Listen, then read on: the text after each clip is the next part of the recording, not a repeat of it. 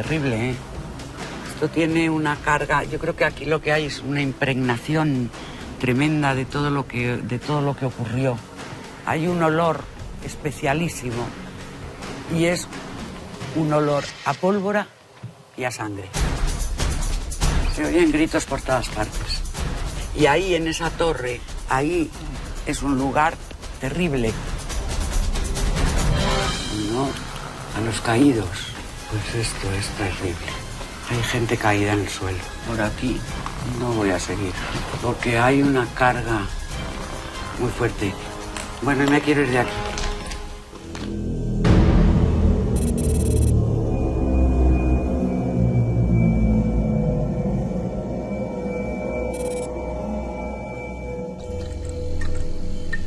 Buenas noches y bienvenidos a la nave del misterio. Va a ser muy difícil para todo este equipo olvidar las noches, las investigaciones en Belchite. Es como si nuestra fe en el misterio recobrase un nuevo impulso. No por haberla perdido, ni mucho menos. Pero uno nunca imagina que eso, intangible, extraño, que debe acompañarnos desde el principio del tiempo, se puede cruzar con nosotros. La ventaja, sobre todo de cara a ustedes, es que no ha sido una persona, más o menos sensible. Hemos sido todo un equipo, cada uno con su forma de pensar, cada uno con su propia filosofía, los que de forma sectorial, como en un puzzle deshecho, hemos sentido y vivido cosas. Cosas que además lo van a ver, lo van a escuchar, se acompañan de datos tecnológicos. Después del reportaje del domingo pasado, después del impacto que han provocado todas las imágenes, las vivencias, las experiencias, era necesario reposar y en esta mesa tan maravillosa, esta piedra roseta del conocimiento, intentar llegar a una conclusión, intentar explicarnos a nosotros mismos y a todos ustedes, si es posible, qué hemos vivido, qué nos ha pasado. Porque yo, de momento, se lo aseguro, y les hablo a flor de piel, no lo entiendo, no lo sé. Estoy un poco desarbolado. Pero lo hemos vivido, ahí estábamos, no podemos mentir. Ojalá nos ayuden también ustedes a comprender algo de este gran misterio, de este enorme misterio en un lugar tan especial como Belchite. Hemos empezado con una buena amiga, Paloma Navarrete. Una mujer muy especial, una mujer a la que tenemos mucho afecto, que además combina el conocimiento científico como farmacéutica, como persona que ha estudiado una carrera de pura ciencia, con esa sensibilidad especial. Pocas veces he visto a Paloma tan inquieta. Paloma Navarrete, en diferentes ocasiones, nos ha demostrado que hay ahí un acierto realmente sorprendente. Caso de Tarragona con una niña, caso de Valencia con una bisabuela. Ustedes son seguidores, seguro que se acuerdan. Pero esto era diferente. Paloma Navarrete acudió, ya lo adivinábamos o lo anunciábamos la semana pasada, con un dispositivo muy pequeño, con un cámara y un compañero, y recorría Belchite, sin saber absolutamente nada de lo que este equipo había vivido unos días antes. Y Paloma estaba tan inquieta que llega a decir un poco, sacadme de aquí o me quiero ir de aquí. Pero ella siguió y nos dio más datos que van a ver. Paloma Navarrete, bienvenida un año más, y además especialmente te lo agradezco porque te has ido a Belchite, no es un lugar cómodo, para ayudarnos. Y creo que ha sido una experiencia diferente a cualquier otra. Buenas noches, Iker. Pues ha sido una experiencia muy inquietante, porque yo creo que ha sido el lugar en el que me he encontrado con un mayor nivel de angustia. Un lugar muy, muy, muy impregnado de sufrimiento, de dolor, de angustia, y todo muy vivo, muy ahí. O sea, yo, desde que, fíjate que cuando... Es como si cuando entras en Belchite llega un momento que pasas una frontera. Llega un momento en que la energía cambia completamente, cambia el espesor del aire, y en Belchite cambió el olor del aire. Entonces, yo iba llegando a la torre del reloj, esa torre, y dije, huele a pólvora y a sangre. Y ese fue el primer olor que yo tuve de Belchite, a pólvora y a sangre. Y ya fue un impacto fuerte. Y a partir de ahí ya fue una experiencia tras otra y un dolor tras otro, porque es ver el sufrimiento de ese pueblo. Pero ¿y qué tiene que pasar, Paloma, tú, que con el equipo EPTA has investigado un sinfín de casos, algunos tremendos, ¿no?, con escenarios de crimen, con escenarios terribles?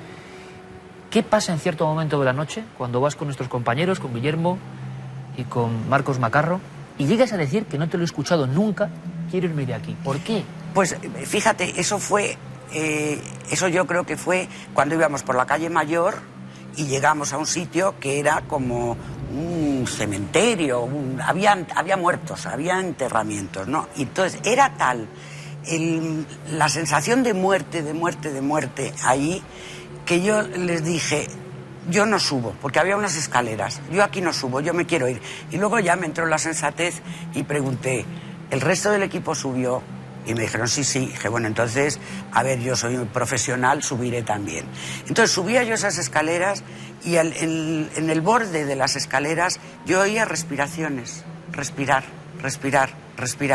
Y cuando llegué arriba, lo único que había era cadáveres unos encima de otros, o sea, en una fosa, cadáveres, había cadáveres como amontonados, o sea, terrible.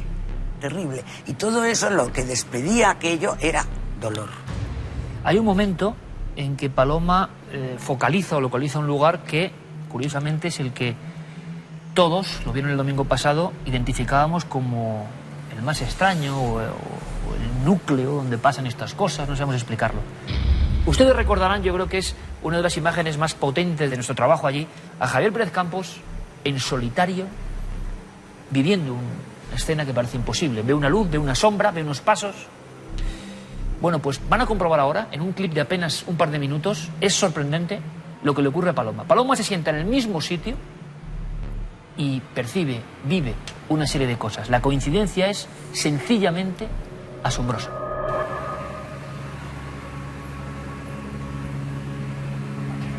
Bueno, sí es lo mismo, es esa sensación de angustia tan terrible, y los lloros contenidos, mujeres que lloran, pero lloran no queriendo llorar.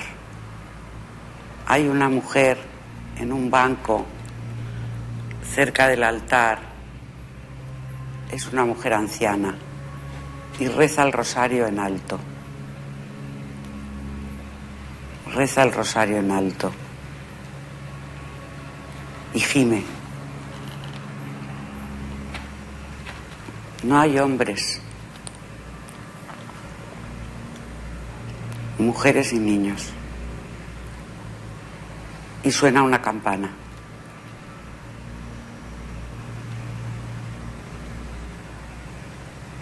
Aquí cerca había un colegio y ahora quizá esa campana sea de ahí porque se ven salir niñas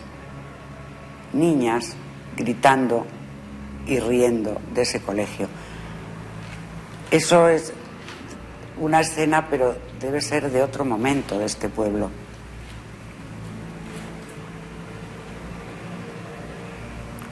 Debajo de esta iglesia hay enterramientos, pero son enterramientos anteriores. Todo se mezcla un poco. Siempre con esa sensación de angustia. La angustia. No sé quién hay ahí.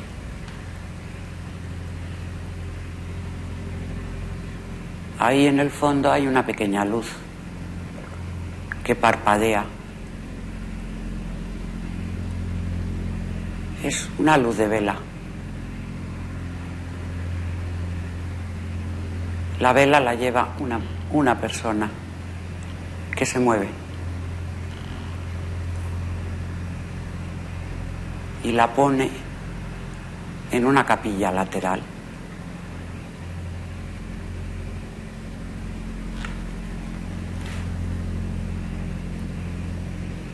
Eso es lo que veo. Ahora se oyen gritos. Otra vez los gritos.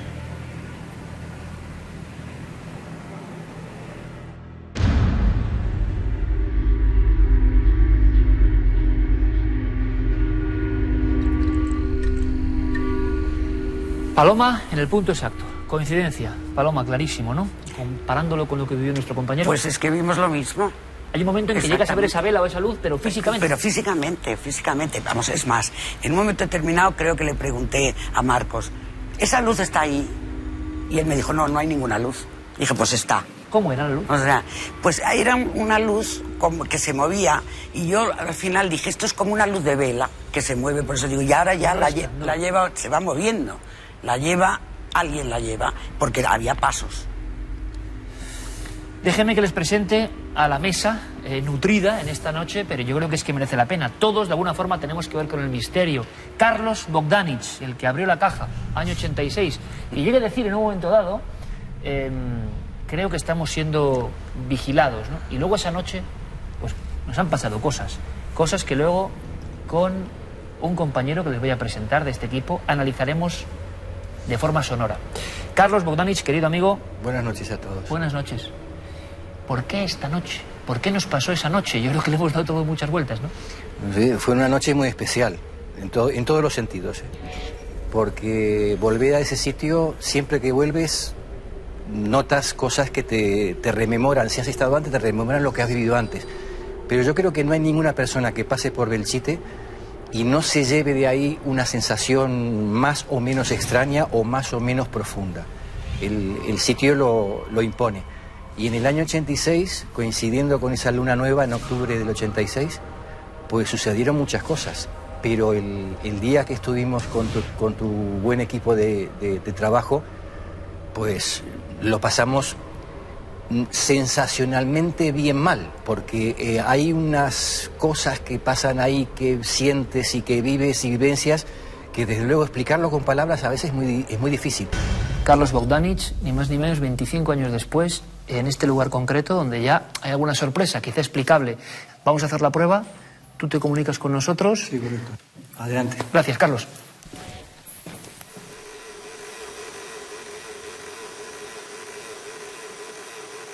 Había dos factores interesantes, Carlos. Una coincidencia astrológica, astronómica, sí, de una nueva, sí. como en aquella noche del 86. Exactamente, sí. Y luego que estábamos en la franja, son elementos simplemente del aniversario de la batalla. En la franja temporal histórica y en la franja horaria también en la cual se consiguió la psicofonía en un principio. Es decir, coincidieron varias cosas. Quiero presentarles, no está en la mesa de la Piedra Roseta, está con sus aparatos, con ondas de sonido, con gráficas, nuestro compañero Manuel Rodríguez, el ingeniero de sonido de Cuarto Milenio, al que agradecemos siempre todo su trabajo, y en esta ocasión, una vez más, se ha tenido que enfrentar a sonidos extraños que luego vamos a analizar. Nos hemos quedado, señores, señoras, de piedra, sencillamente de piedra, pero quiero saber su opinión. Manuel, una vez más, bienvenido, amigo. Hola, luego analizaremos documentos. ¿Me puede decir en una palabra qué te ha parecido el nivel de lo obtenido en Belchite? Pues mejor, que de los mejores sonidos que he oído y de los más extraños y más difíciles de interpretar como algo extraño, sino que se oye claramente cosas, los cánticos, por ejemplo, son claramente cánticos, ¿no?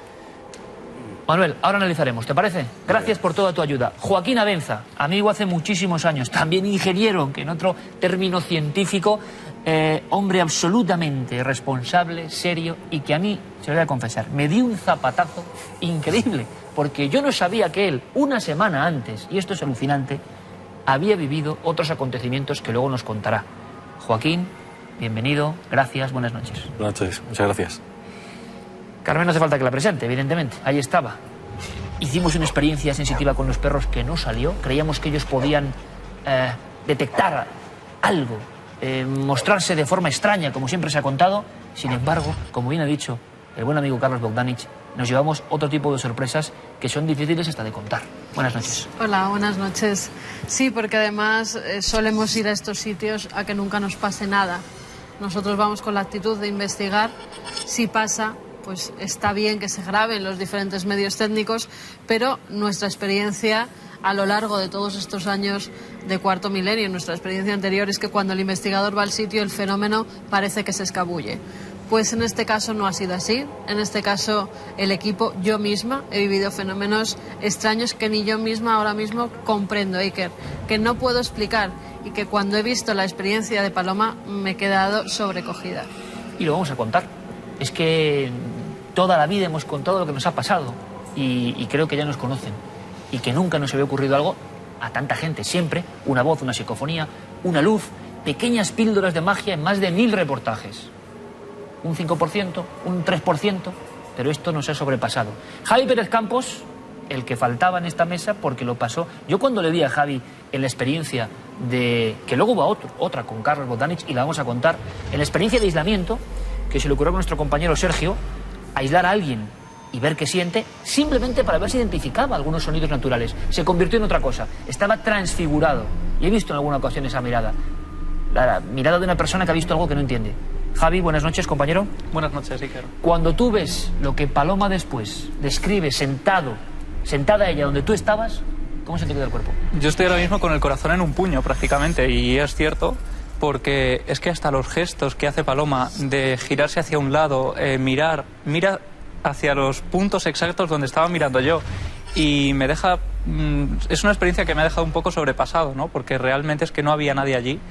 Y bueno, pues por ejemplo lo de la luz, ¿no? Esa luz que yo veía muy clara y que efectivamente era una luz física, porque recuerdo hasta la sombra en la pared que había detrás de mí y estaba ahí, ¿no? Y ver a Paloma, que ve también esa sombra y esa luz como anaranjada, ¿no? Y, alguien bueno, que portaba una luz. Sí, y se veían además esos pasos muy claros, y que en un momento determinado, incluso entre esa luz que hay ahí, llego a atisbar una figura humana. Y bueno, pues es algo que de hecho no estaba ni asustado porque creía que era alguien físico. Era algo tan real lo que estaba viviendo que creía que era alguien que se había colado dentro de la iglesia. Bueno, pues abrimos el debate y os pido por favor que intervengáis en cualquier momento. Luego contaremos, aunque podéis intervenir en cualquier instante, Joaquín, porque quiero que luego, como sorpresa, ¿no?, comprendan lo que Joaquín vivió aparte, sin tener ninguna constancia de lo que estábamos viendo nosotros, 7 días antes, exactamente 7 días antes de nuestra visita a Belchite. Pero podéis intervenir. Vamos a ver cómo se entiende esto. Científicamente, estoy seguro que muchas personas pensarán, bueno, un cúmulo de casualidades. ¿Qué podemos decir? Pues mira, yo de entrada te digo que la casualidad no existe. Por lo tanto, es difícil que sea un cúmulo de casualidades. Podremos decir que hay unas sincronicidades muy importantes, que hay causalidades, pero casualidad no. ¿Estás segura de que visteis el mismo fenómeno? Vamos, yo estoy convencida. Sí, y tú también, pero si además había pasos y había una persona. Sí, y por lo que ella describe. Y es que además lo interesante es que Paloma no sabía nada de lo que habíamos vivido nosotros esa semana atrás, ¿no? Que podemos decir que siempre con Paloma hemos hecho esa técnica. En los casos en los que he intervenido para Cuarto Milenio no tenía ninguna información concreta de lo que había sucedido. Es más, ni siquiera teníamos, Paloma, cuando tú estábamos aquí en Cuarto, las grabaciones. Lo que hemos obtenido no lo sabíamos. Nada, a mí me lleváis siempre a ciegas, me dejáis tirada con un cámara y algo más, y yo ahí despeñándome por los caminos. Y menos mal que ahora lo contamos con cierto humor, porque es verdad que hay momentos en que los dos, permitidme, tenéis una expresión muy parecida en ese sitio. Tenéis una expresión como de... Y Paloma está muy acostumbrada a vérselas con cosas que no entendemos, pero muy parecida. De inquietud, de angustia. Sí, mira, ese lugar despierta una inquietud tremenda. Luego entras en la otra iglesia, que no me acuerdo cómo se llama, la que está enfrente, y esa iglesia me la encontré llena de gente. O sea, llena de mujeres y niños, ni un hombre. Los hombres no estaban allí. Solamente entraba el cura de vez en cuando y les decía algo de lo que pasaba afuera. Y algunas mujeres estaban rompiendo sábanas, rasgando sábanas para hacer venas. Las visiones, imagino que tienen un nivel de graduación, ¿no? ¿Estas eran más intensas de lo normal? Estas eran como si las estuviera viendo ahí, como si yo hubiera dicho, ¿me dejáis que ayude? O sea, a ese nivel. Y luego a mí ya el corazón se me hizo trizas ya cuando vi a esa niña, una niña pequeña, en una esquina de esa iglesia, con la cara sucia, una cara pues de niños, de barro, sucia, llorando desesperadamente, con un sentimiento de soledad, Iker, que aquello era terrible. ¡Bum! Entonces todo eso se va acumulando a lo que ya has sentido antes. Y no sabes con lo que te vas a encontrar a los 5 minutos. De repente yo veía soldados agachados que pasaban. Por ejemplo, en una casa que había un comedor y de una casa con una mesa preparada para cenar, y de repente un ruido, ¡bum!, bombazo, y salta todo por los aires. Y luego los cánticos. Indudablemente los canales receptivos de cada persona son distintos, ¿no? Es decir, yo recuerdo que cuando en el año 86 se hizo la grabación, o bueno, mejor, nos encontramos con la grabación, porque estábamos haciendo simplemente una experiencia, una persona del equipo tuvo unas sensaciones como las que acaba de comentar Paloma. Una angustia tremenda, de pasarlo muy mal. Ya te lo comentaba yo hace tiempo, Iker, que hubo que calmarlo porque es que veía que se veía rodeado de gente armada que nos estaba rodeando. Y estaba convencidísimo y le estaba dando un gran ataque de pánico. Claro, nosotros no veíamos nada, pero él sí. Y para él era una realidad. Oye, y no era una persona ni es una persona. De repente gente corriendo por la calle. Gente corriendo por la calle y gritando.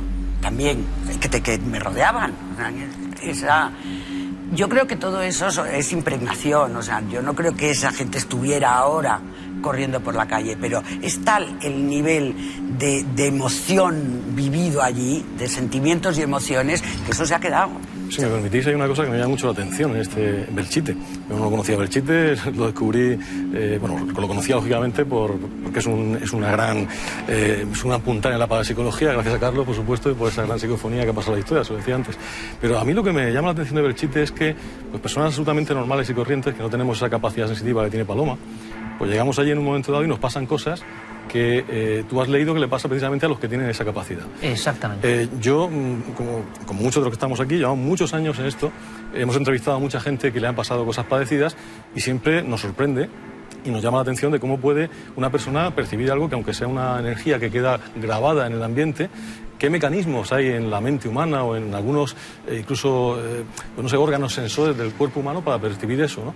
Y te quedas además, Joaquín, si me permites, como que es algo que le pasa solo a una gente muy extraordinaria, claro. Que no tiene nada que ver contigo, que tú eres romo para todo eso, ¿no? Efectivamente, entonces llegas allí y descubres que cualquier persona puede escuchar algo que luego no está ahí. Por ejemplo, o ver una luz, como el caso de Javier, que estaba hasta ahora vedado a los sensitivos nada más. Ese es la gran valor de Belchite. Sí, eso es lo que está flor de piel, Fíjate. además. Hay un momento dado en la iglesia de San Martín y además el equipo nuestro estaba como dividido en dos acciones, mientras Iker estaba grabando a Óscar Parra, el director de cine, en esa iglesia. Javi, ¿te acuerdas? Nosotros estábamos con los perros, no escuchamos absolutamente nada de la entrevista que habías grabado con Óscar Parra.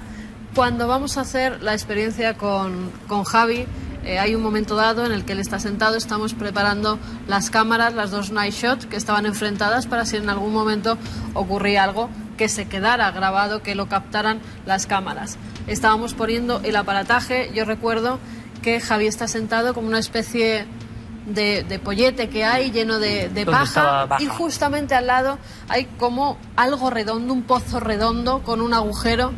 Y yo estaba paseando por ahí haciendo diversas fotografías.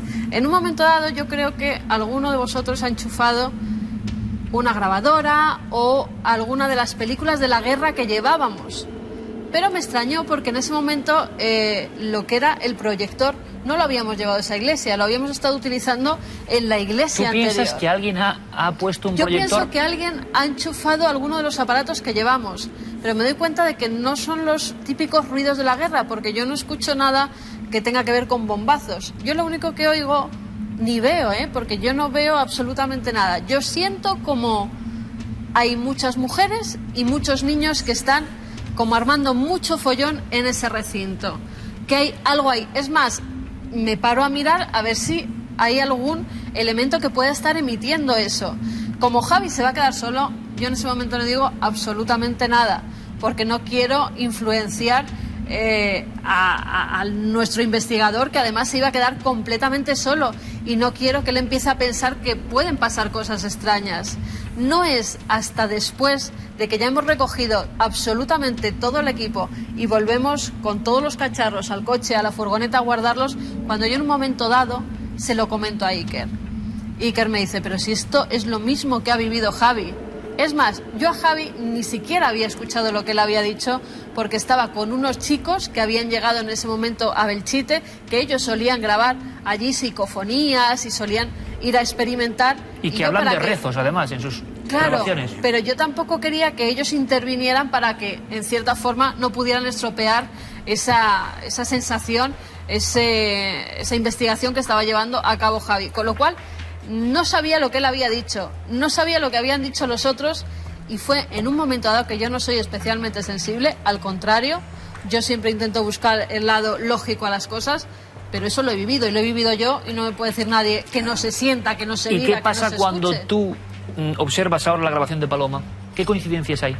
Pues coincidencias en que son mujeres y niños únicamente, que no hay hombres. Yo cuando estaba viendo la grabación de Paloma y estaba viendo eso, digo, es que es lo mismo que yo escuchaba. No era, yo no oí rezos, ni oí lamentos.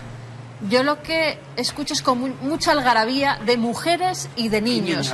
Que como tú, si claro, hubiera un es recinto curioso, cerrado con muchas mujeres es y que niños. Paloma, explicando esa algarabía, que es algo como fuera incluso del contexto de la guerra, habla de un colegio. Aquí tuvo que ver Claro, un colegio. Y Carmen me dice a mí, eso doy fe, en aquella noche he escuchado el sonido muy impresionada, como de ese sonido típico de un colegio, de niños muy Claro, pequeños. niños, es que era como la salida de un colegio, como un colegio, y suena una campana.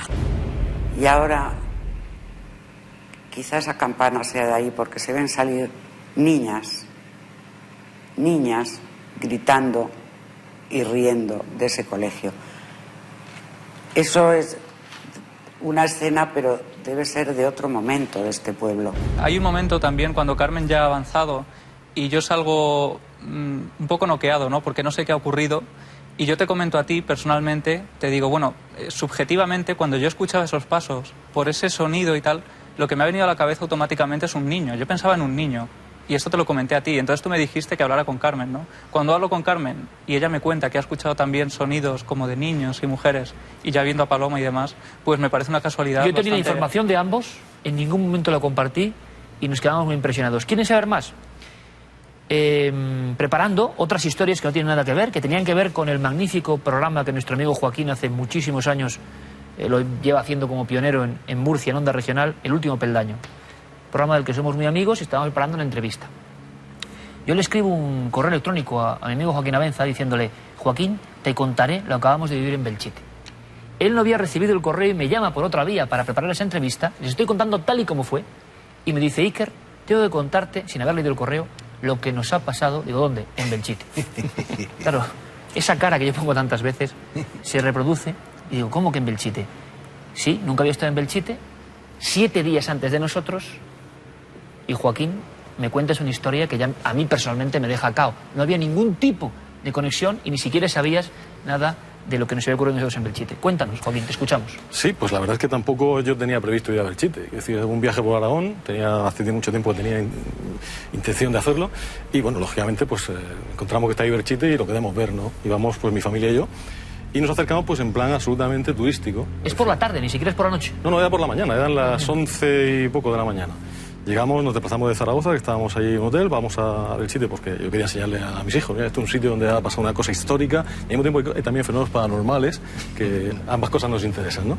Bueno, pues llegamos allí, normal, entramos por la puerta principal, el arco, esa calle mayor donde parece que todo el mundo te mira y no hay nadie mirando, pero esa sensación tienes. Vamos avanzando y yo me adelanto un poco con los niños y María José García, mi mujer, se queda detrás y va rodando en una cámara doméstica, sencilla de vídeo, va rodando pues todo lo que le apetece en ese momento rodar, porque hay muchas cosas para rodar allí. Bueno, y en un momento dado, nosotros avanzamos más que ella y nos vamos a la iglesia de San Martín. Ella se queda afuera, se queda en lo que es esa plaza que está justo delante. Nosotros entramos en la iglesia y mis hijos y yo empezamos a mirarnos porque empezamos a escuchar un cántico que luego hablando con ellos también lo escuchaban así, como de voces masculinas. No sé si era un gregoriano, tampoco soy un gran experto en música, pero era a mí lo que me sonaba, y a los niños casi que también. Aquello duró poco tiempo y yo pensé que era una megafonía, pero no encuentro nada, y lo más curioso es que aquello se calla muy rápidamente. Nosotros empezamos a buscar el origen y casi que nos lleva hacia donde está el convento de San Rafael, que está al lado y hay un agujero por el cual se puede ver, y ahí se calla todo. Veo que mi mujer me hace señas, salgo y me dice: ¿te estás escuchando? Digo, sí, el cántico de los gregorianos. Dice, no, yo escucho un cántico de mujeres o niños y oigo también ruido como de aviones y explosiones y demás. Bueno, aquello cesa, por supuesto.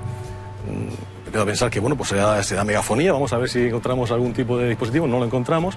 Y luego, de vuelta al hotel, ponemos en marcha, reproducimos con la cámara de vídeo, entonces escuchamos un sonido muy débil de cánticos, efectivamente, que creemos que son cánticos femeninos y en todo caso de voces blancas. Un cántico que está muy metido en el ruido, que fue el que te mandé.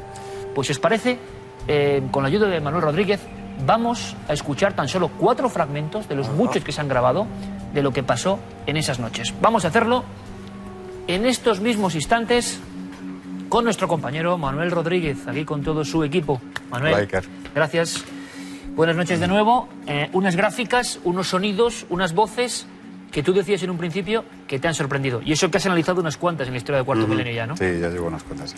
Vamos a ver, empezamos con una voz muy concreta, una voz que se refiere a una especie de voces de niños, ¿podemos hablar así?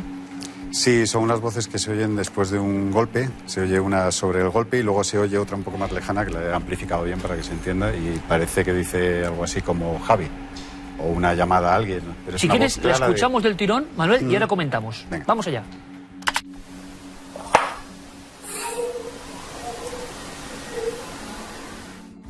Hemos escuchado un primer golpe que los viejos maestros del ámbito de la psicofonía aseguran que era como una señal, ¿no? Como un clap. Es decir, las psicofonías, siempre según esta teoría, entran después de un golpe. Y después hay una voz muy clara, que ustedes seguro que en casa están escuchando perfectamente, infantil, que parece que dice Javi, o eso creemos entender. Y luego hay otras voces como que se pierden, ¿no? Sí, hay dos más hacia el final. Hay una muy clara, que es el Javi, primer Javi. Escuchamos aquí otra. Otra como un eco de la misma, lo que pasa es más grave, es otra voz, parece otra voz.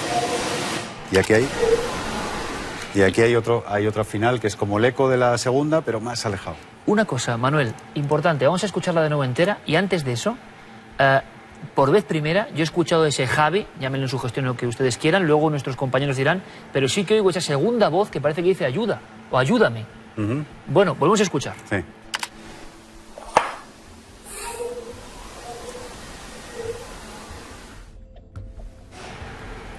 ¿Echamos otra vez? Venga.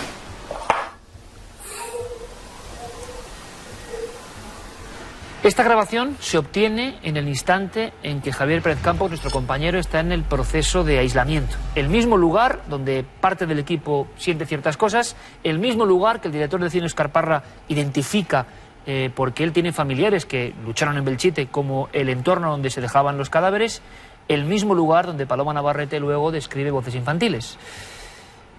Por última vez, vamos a escucharla. Principio.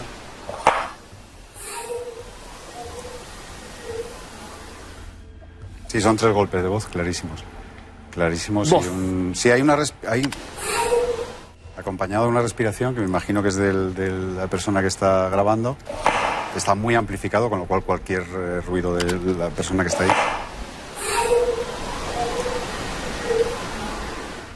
Ahí está. Vamos con la siguiente, Manuel. La siguiente son unos golpes fuertes, y que son obtenidos en el cementerio de Belchite, en la zona del cementerio, oscuridad total, en las diferentes jornadas de trabajo de este equipo, y es muy curioso porque son golpes muy seguidos, muy fuertes, y que tienen cierta conexión con esos golpes históricos que obtuvo en su día Carlos Bogdanich en el 86.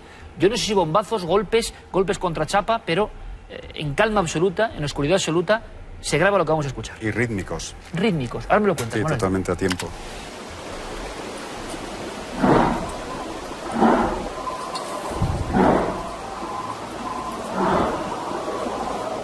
Has dicho rítmicos, como un elemento que es Sí, curioso. va a un ritmo. No son ruidos sueltos que coincidan, no, son ruidos muy claros y con un ritmo. Y estamos viendo además las ondas para que ustedes puedan comprobar, hoy en día la informática hace maravillas con todo esto, cómo perfectamente en la gráfica está la presencia de estos sonidos. Volvemos a escuchar, Manuel.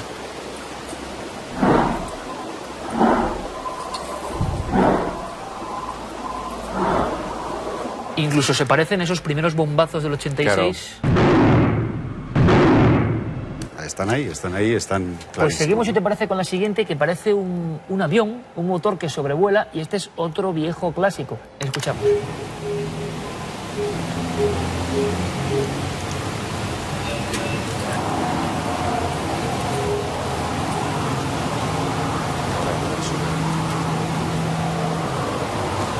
Aquí es cuando más se va acercando.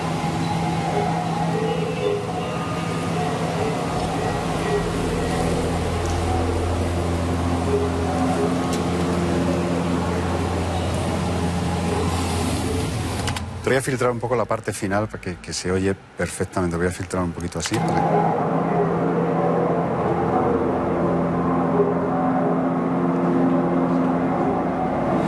Bueno, aquí estaríamos, Manuel, ante un viejo clásico de las voces en Belchite, una especie de planeo que además sobrevuela una sensación de altura. ¿Qué clase Me suena de avioneta. Me suena pero avioneta. no puede ser avioneta. Vamos tampoco. con otra, que yo creo que es una de las grandes sorpresas de esta noche, una de las más claras, decía Manuel Rodríguez, es la que obtiene nuestro compañero Joaquín Abenza, los cánticos. 7 días antes de la experiencia de este equipo, pido toda la atención del mundo, la repetiremos varias veces, hay que afinar el oído, pero Manuel, en tu opinión, son cánticos. Claros, están afinadísimos y además no es una voz, podría ser, si alguna vez oyes algo medio afinado, medio tal, podría ser el viento pasando por tal y más o menos pues te crea unas armonías y bueno, podrías creer que está sonando, pero estos realmente son, y ni siquiera una voz, son varias voces perfectamente afinadas que van haciendo una melodía con un ritmo y con un tal, o sea, es música, o sea, es música claramente, ¿no? Escuchamos. Lo voy a filtrar un poco para quitar la parte de fondo, ¿vale? Para que no haya problemas. Vertical en los ve. Como tú veas. Para que no haya problemas. Para que no haya problemas. Vertical en los ve. Como tú veas. Para que no haya problemas. Vertical en los ve. Como tú veas. Pues haz una cada. Pero es clarísimo, un grupo de personas, de mujeres en concreto, parece cantando. Perfectamente una afinadas. Una especie de canción religiosa. Sí, y según quien quiera hablar, allí cuando estaba grabando no había nadie cantando. No hay más que ver las imágenes. Así que eso sale de... ¿Sorprendido, Manuel? Sí, sobre todo este. Gracias, compañero. A ti. Como siempre. Hasta luego. Esta es la historia de las voces que se han obtenido en nuestra investigación en Belchite y también en la de Joaquín Abenza. Sorprendente. Opiniones, por favor. Lo que hemos escuchado, algunas sobre todo, son realmente claras. Clarísimas. Son unas psicofonías muy buenas. ¿Tiene que ver con lo que tú escuchabas sentada en ese sitio? Sí, tiene que ver con los cánticos que yo escuchaba. Pero yo insisto, había cánticos de voces femeninas, como este, y cántico de voces masculinas. Y no eran en el mismo lugar, ¿sabes? No venían del mismo lugar. Pero yo lo que creo es que en este sitio, en Belchite, no vamos nosotros buscando el misterio nos invade. O sea, en ese lugar, en cuanto llegas allá, hace ¡bum! Y se te viene encima. O sea, que... Javi es muy clara. Es muy clara de los niños. Es muy clara, además. Yo intuyo que se escuchan como dos voces, que en un momento dado una dice Javi, un nivel más bajo, acude, yo es lo que entiendo, y al final ayúdame. La misma voz del principio, ayúdame. Además es curioso porque en esa psicofonía se quedó grabada en lo que es el minidisc que llevábamos, que estaba muy cerca de ti, Javi, pero en las dos night shot que estaban grabándote no se grabó absolutamente nada. Es verdad, hay que decir una cosa muy importante. Había 2 cámaras enfocando a nuestro compañero, como han visto en la experiencia de aislamiento. No se registró nada y solamente en el minidisc. Sí. Yo veo esa psicofonía que acabamos de comentar, me parece que es una psicofonía al estilo más clásico. Es decir, aparece desde el golpe de entrada hasta esa separación de sílabas que estamos acostumbrados en las psicofonías de toda la vida. Yo creo que ahí se ha producido una psicofonía a la vieja usanza, quizá para darle todavía más valor a todo este fenómeno.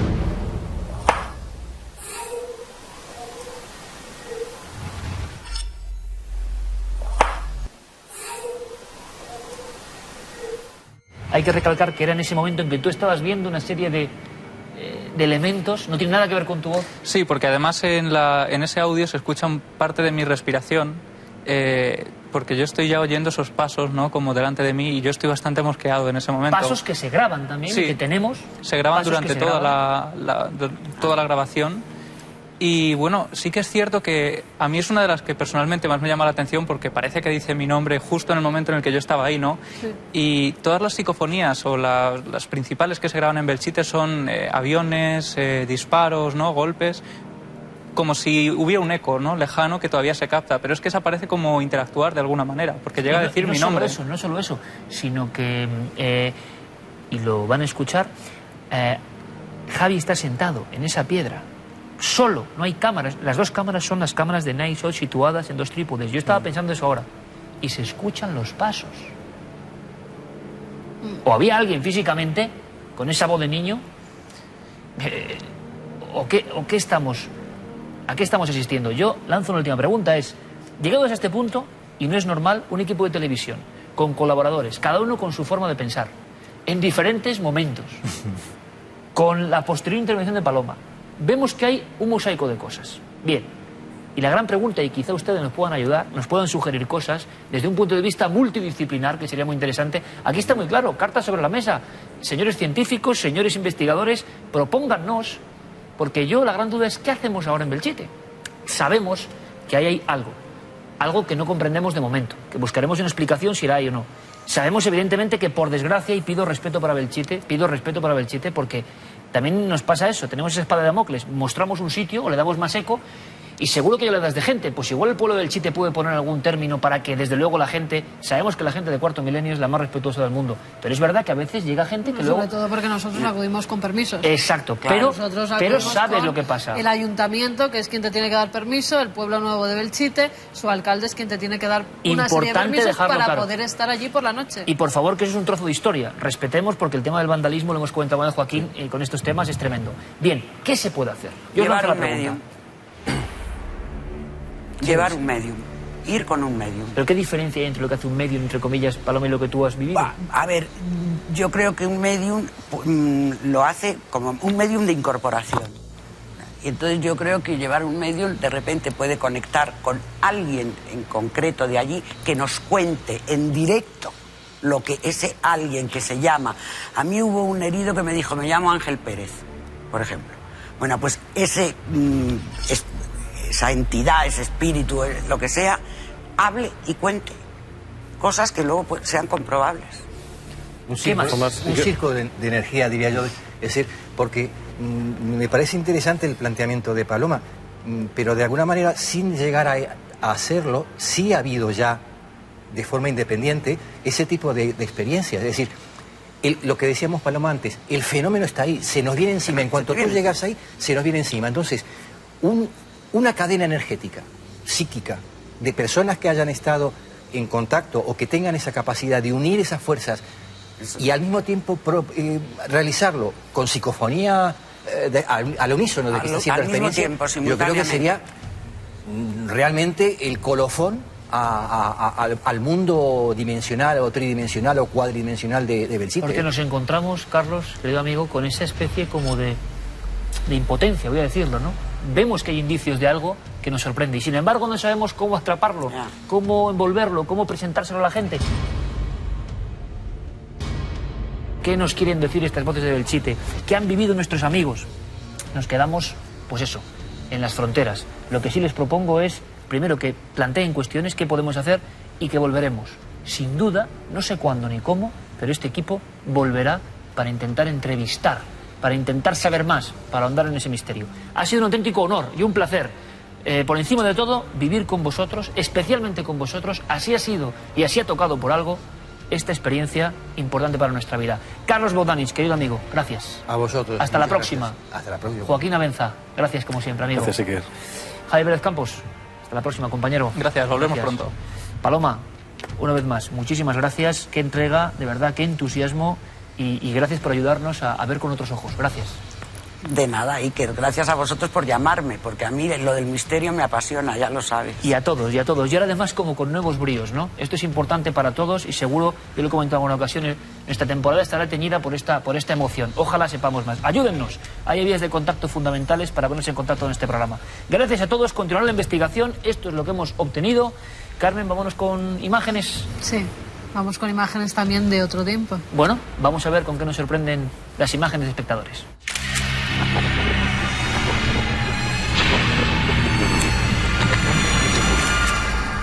La actualidad viene en forma de vídeo, van a verlo, unas cortinas y una presencia. Una presencia que nos ha mostrado sobre todo espectadores mexicanos. Ellos nos han puesto tras la pista de este extraño vídeo. Es en Neza, una localidad que se llama Neza. Una grabación, están realizándola, hay unas cortinas en esa casa, como vemos, unas cortinas normales de cualquier vivienda, y cuando el zoom de la cámara se acerca es cuando se va como configurando la forma de un niño, sobre todo el rostro. Se ve perfectamente cómo empiezan a surgir, ahí está, los ojos, lo que es el pelo, una de las orejas, la otra aparece tapada por la cortina, hasta que casi se identifica, ahí está, el rostro de un niño de unos 7 años. Claro, a mí viendo este vídeo, evidentemente todos vamos a la imagen, pues sí, es un niño, parece un niño, ¿qué es esto? ¿Cómo se forma? Surge la primera curiosidad. ¿Qué hacen grabando las cortinas? Es decir, uno no graba las cortinas porque sí. O hay un fraude, o hay un truco, o ya había pasado algo que hizo que enfocasen ahí, porque no es un vídeo convencional. En teoría están grabando una vivienda normal y corriente. Lo que pasa es que no tenemos ni la grabación anterior de lo que estaban grabando en ese cuarto, ni la posterior, simplemente el fragmento, con lo cual ya Alarma, es un poco alarmante. Sí. Ahora, bien hecho está. Sí, Guillermo está nos hecho. decía que puede ser o un fenómeno paranormal de verdad, que sería pues algo extraordinario, un simple efecto de reflexión de la luz, o incluso que se haya, pues lo que tú decías, Iker, el vídeo se haya manipulado de alguna forma y haya salido esa figura fantasmal, que es por lo que nos decantamos. Pues fíjense qué curioso, porque en el momento de las noticias, dentro de unos cuantos minutos, vamos a hablar de una fotografía de un supuesto fantasma o de un fantasma real, ustedes decidan, con pruebas, con datos, también de un niño, más bien de una niña, y que ha causado un revuelo internacional. La noticia viene de Italia, pero la analizaremos luego. La foto que viene ahora, de nuestros espectadores. Río Curueño, en León. En León. Juan Carlos Morcillo nos enviaba esta fotografía, nos contaba además que estaba pescando, cuando Tremenda, de repente ve Tremenda. reflejado, fíjate, además es que se ve Sí, perfectamente, parece no hace la cara falta. de la bruja que se ríe. Sí, y es que no hemos retocado la fotografía, Iker, simplemente la hemos resaltado, pero está tal Qué y buena. como nos la ha enviado. Qué expresión, además, ¿no? Tendríamos que ver, Parece un poco fíjate, teleplastia, ¿no? sí. Vamos a ampliarla un poquito, ¿Y pero por qué se digo ve eso? perfectamente. Con muy poco material, en este caso sombras, en este caso naturaleza, pero con qué poco el cerebro interpreta una cara y con tremenda expresividad. Sería el fondo, algunas de las plantas que Claro. justamente se han quedado como si fueran los ojos, la boca e incluso vemos como la melena, ¿no?, que está llevada por el agua del río. Pura naturaleza, espíritu, Una en el buen pareidolia. sentido, de las aguas de nuestros ríos españoles. Y ahora vamos a marcharnos con otra historia. Yo tengo muchas ganas este año, y además este ambiente yo creo que es excepcional, perfecto, para seguir con nuestros casos límites. ¿Se acuerdan? La idea es, de mi propio archivo, los casos que más me han impresionado. Los que siendo yo casi un niño me hicieron temblar. Y contarlo y verlo. ¿Cuál hemos elegido? No podía ser otro para empezar temporada. La extraña historia de un transportista salmantino. Una auténtica noche de pesadilla, que fue también portada de muchos periódicos. Véanlo.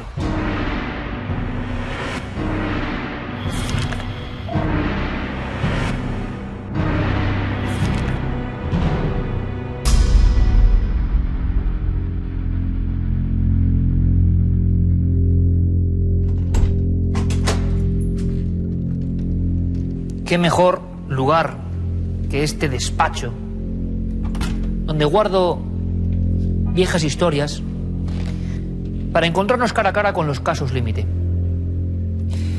Como han visto, la prensa nacional habló de la extraordinaria aventura de un camionero de Salamanca que al parecer se había encontrado directamente con lo imposible. Su historia a mí me cautivó. Tuve la oportunidad, y de alguna forma esto también es un homenaje, de entrevistarle 20 años después de los hechos. Y casi lo escucho ahora. El mismo miedo, la misma sensación increíble, esa verdad que late en alguna buena gente que, por accidente, por error, por estar ahí en el momento preciso, se encuentra con algo no deseado. Muchos hablaron de una auténtica noche de pesadilla, y estoy de acuerdo. La del 21 de marzo de 1974. Maxi Iglesias era un joven transportista salmantino, absolutamente normal, sin ninguna fantasía ni amor por los libros de ovnis ni noticias parecidas. Fiel a su trabajo en la empresa de Aquilino Garrido Bernal. Y como siempre, un trayecto. Entre peñas desnudas, entre caminos estrechos, con la soledad más absoluta, la bellísima y agreste zona de la Sierra de Béjar. Un pueblo concreto hay que visualizar, Valdehijaderos. Hacia allí se dirige nuestro amigo Maxi, con su vieja furgoneta Avia, la eterna compañera de tantas y tantas madrugadas y transportes de un lado a otro. Pero había algo que no era normal, no era habitual. Al final de una curva, pulsó una y otra vez el cambio de cortas y largas, esperando la reacción en aquellas dos luminarias. aquello seguía exactamente igual, latiendo. No había ni un solo sonido, pero su fulgor era diferente al de los vehículos convencionales. ¿Qué clase de aparato proyectaba eso? No tuvo tiempo ni de pensar, porque imagínenselo, por favor, dentro del habitáculo de un camión, de ese espacio cerrado y oscuro. El camión se cala, se para. ¿Desconexión de la batería o influencia de esos dos grandes focos? Nunca lo sabrá, pero la escena que vivirá jamás la podrá olvidar. De pronto, en mitad de esos dos soles, en medio de la noche, surgen dos figuras. Parecen vestidas con un mono de una sola pieza. Nunca ha visto nada parecido. Podríamos hablar de dos insólitos buceadores en mitad de la sierra, señalándole y que durante unos segundos avanzan hacia él.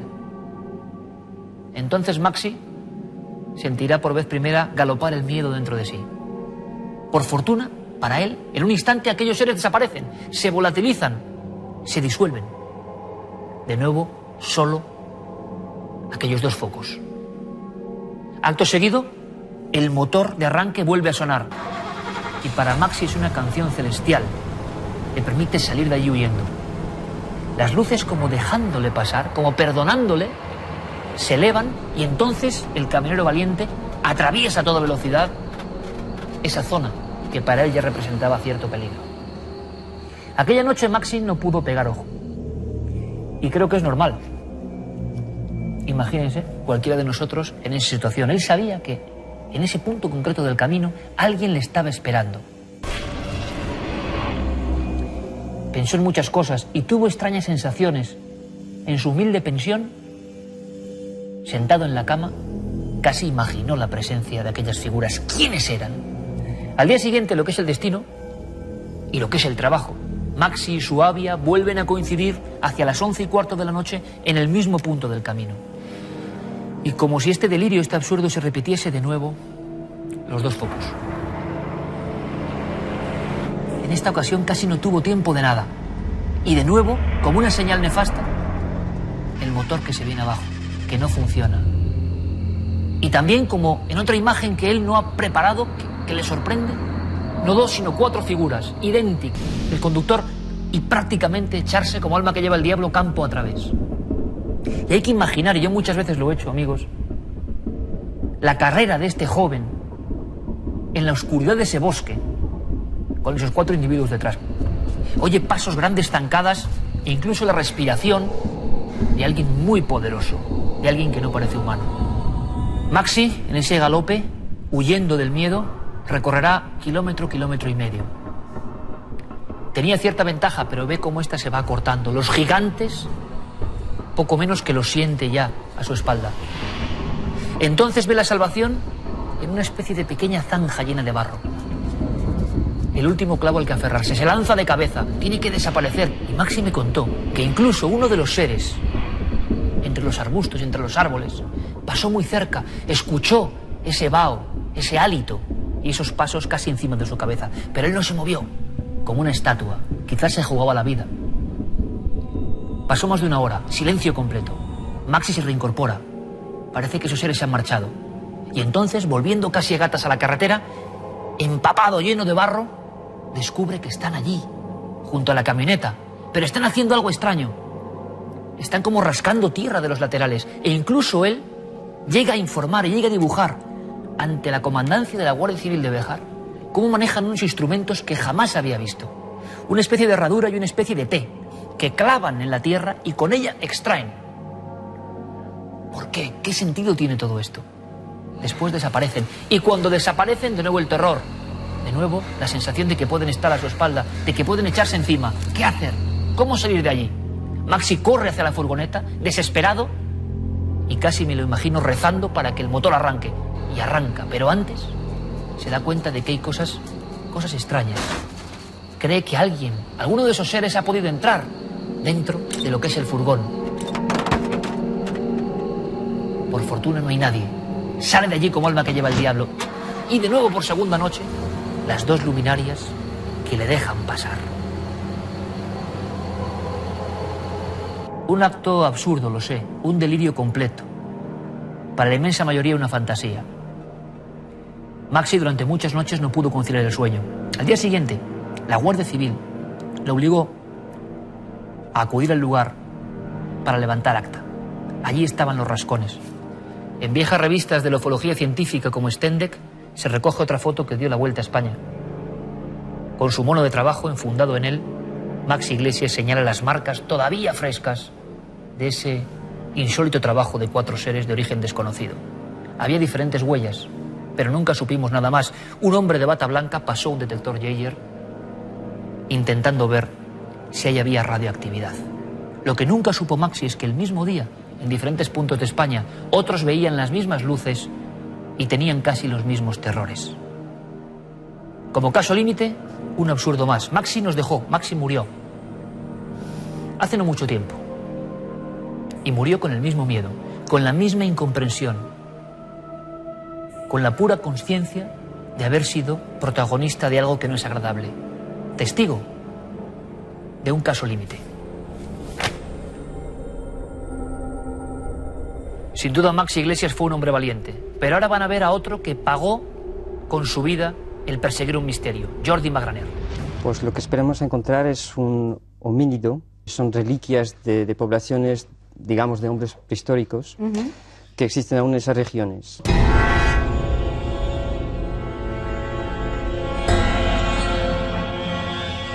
Tengo en mis manos los apuntes y dibujos de Jordi Magraner. Lo acaban de escuchar y lo acaban de ver. Su fe impresiona. Murió asesinado en Pakistán en el año 2002. Perseguía un auténtico sueño. Era un científico, pero estaba convencido de algo que parece irreal. Parece digno de los viejos cuentos. Un individuo, un eslabón perdido. La ciencia ha investigado y ha encontrado cosas. El mítico y pequeño Homo floresiensis. En esta línea evolutiva extraña que hemos marcado aquí, aparecería dentro de la leyenda el Sasquatch o el Yeti propio de las latitudes de Norteamérica. Anatomías poderosas. A veces cuentan que un rugido feroz. Y ese rugido, decía Jordi Magraner, científico, repito, lo había llegado a grabar. Estaba convencido, y esto es realmente impresionante, de que había una comunidad de estos seres viviendo en la zona de Chitral, en Pakistán.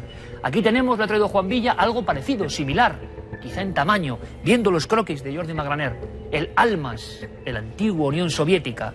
Y es que este hombre, repito, degollado junto a su ayudante de 12 años en Pakistán, seguía la senda de arqueólogos reputados que afirmaban que en la Tierra incluso llegó a haber gigantes, sí, gigantes en nuestro planeta. El Gigantopithecus, del que siguen la polémica algunos restos. ¿Son o no son 3 metros de altura? En fin, ha habido personas que han dedicado su vida a intentar llegar a una certeza.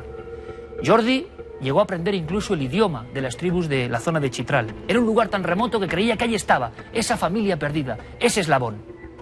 Todo acabó en sangre y queremos saber por qué. ¿Qué pasó? Aún sigue habiendo mucha oscuridad en una historia tabú para la zoología y la criptozoología. Vamos a tener la oportunidad de charlar con amigos de Jordi Magraner. Y vamos a saber, y vamos a poder hablar también con especialistas exploradores que han estado en esa zona del misterio. ¿Qué ocurrió? Queremos saberlo. Es un pequeño homenaje. Es la historia de la muerte de un explorador. Hace casi una década, varios diarios españoles se hicieron eco de la muerte de un joven zoólogo español asesinado en extrañas circunstancias muy cerca de la ciudad de Chitral, en Pakistán. Su nombre era Jordi Magraner y tenía un claro objetivo: encontrar lo que para él podía ser uno de los eslabones perdidos de la humanidad, el hombre de las nieves. Es la primera vez que hay un estudio realmente científico sobre este tema. Por la primera vez hemos intentado de tratar la información y no hacer una colecta solo de memoria colectiva o de testimonios como ha habido hasta ahora. Y también porque hemos trabajado durante 2 años, que nos permite a nosotros de conocer la gente allí y de tener un análisis más fiable posible. Le empezaron a llegar datos del norte de Pakistán, del valle de Bumburet, de la zona del distrito de Chitral, una zona donde había relatos, sobre todo de los años 70, en los que habían aparecido una especie de yeti local llamado allí Barmanú. Estamos ante una persona interesada por la vida, con una base científica profunda y que la criptozoología para Jordi es un eslabón más del conocimiento del medio que le llevó desde luego a vivir, no sabemos si también a morir. Él empezó estudiando, o sea, formándose zoológicamente, adquirió un conocimiento grande en temas de zoología. Después además lo amplió con temas antropológicos y después además, siguió y estudió paleontología. Con lo cual tenía el bagaje perfecto para realmente interesarse por el yeti. Una expedición que desde luego no sería la última y que le llevó junto a su equipo a zonas montañosas perdidas y de gran altitud, donde supuestamente podría localizar al Barmanu. Había escogido también el distrito de Chitral, ¿sí? Exactamente porque no tenemos casi datos sobre la fauna de esa región. Mismo al nivel etnológico no hay casi nada. Era la región la más desconocida de esta parte. Allí encontró a diferentes pastores trashumantes que le dijeron, sí, existe, lo hemos visto y es así.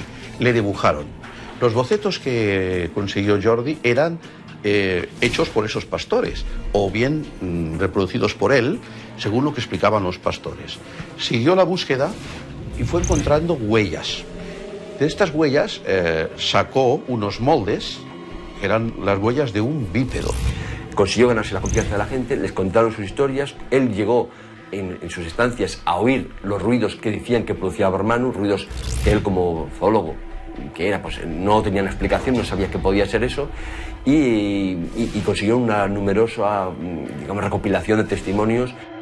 Él tenía como una especie de cuestionario tipo, muy simplificado, muy sencillo, para que no hubiera o no diera lugar a interpretaciones. Pues le preguntamos aspectos físicos de lo que había visto, de la persona que había visto, le enseñamos incluso dibujos y tal para ver qué reconocían. Y es que Jordi realizaba sus análisis con la mayor rigurosidad posible. Un duro trabajo que muchos dicen llegó a obsesionarle. Si lo encontramos vivo, si lo vemos y está vivo, no lo sacaremos de allí. Eso era subir montaña para arriba y tirar para arriba y nieve por las rodillas. Íbamos siempre llevábamos un rifle, llevábamos pistolas con dardos para adormecer a un posible homínido que viéramos o cualquier cosa. Pues consiguió, ya digo, 27 testimonios, de los cuales 3 de ellos eran precisamente muy recientes. La mayoría de los años 70, pero 3 de ellos eran de 1990. Hubo un momento que probablemente estaba empeñado en una historia, como ocurre, por cierto, ha ocurrido con otros pioneros, ¿no? De las grandes exploraciones en las que se terminan convirtiendo en una obsesión. Que eso necesariamente no tiene por qué ser malo si te distancias. La historia de Magraner termina con su crimen. A primeros de agosto de 2002, el zoólogo es brutalmente degollado en su propia casa. Él ya en abril del año 2001, hay una carta que él escribe a la policía local de Chitral, el distrito donde él vive, en el que empieza a relatarles una serie de amenazas que hay contra su persona, de bulos sobre su labor allí. Le acusan de cristianizar la zona. Alguien entró a robar, el propio sirviente en este caso, si es que realmente fue sirviente, o si no alguien de fuera, o juntos colaborando varios. Eso nunca, a mí no me quedó muy claro, y lo mataron. No sé, yo no sin una investigación, todo apunta a los talibanes, pero desde luego no es al robo, porque no desaparecieron prácticamente nada de valor de la casa de Jordi. Pero yo creo que sí que puede haber sido también un tema personal, que vete a saber de dónde sale y por qué causas se producen. Y eso en estos sitios es muy difícil, es sumamente complejo. En Chitral, no en el tiempo, en el 2002, sino incluso hoy mismo, puedes morir de cualquier cosa y desde luego tu muerte no se sabrá seguramente o se ocultará durante muchísimo tiempo. ¿Por qué acabaron con su vida? ¿Quiénes fueron sus asesinos? Muchas incógnitas y preguntas por resolver que, desgraciadamente, tanto su familia como sus amigos nunca han llegado a conocer.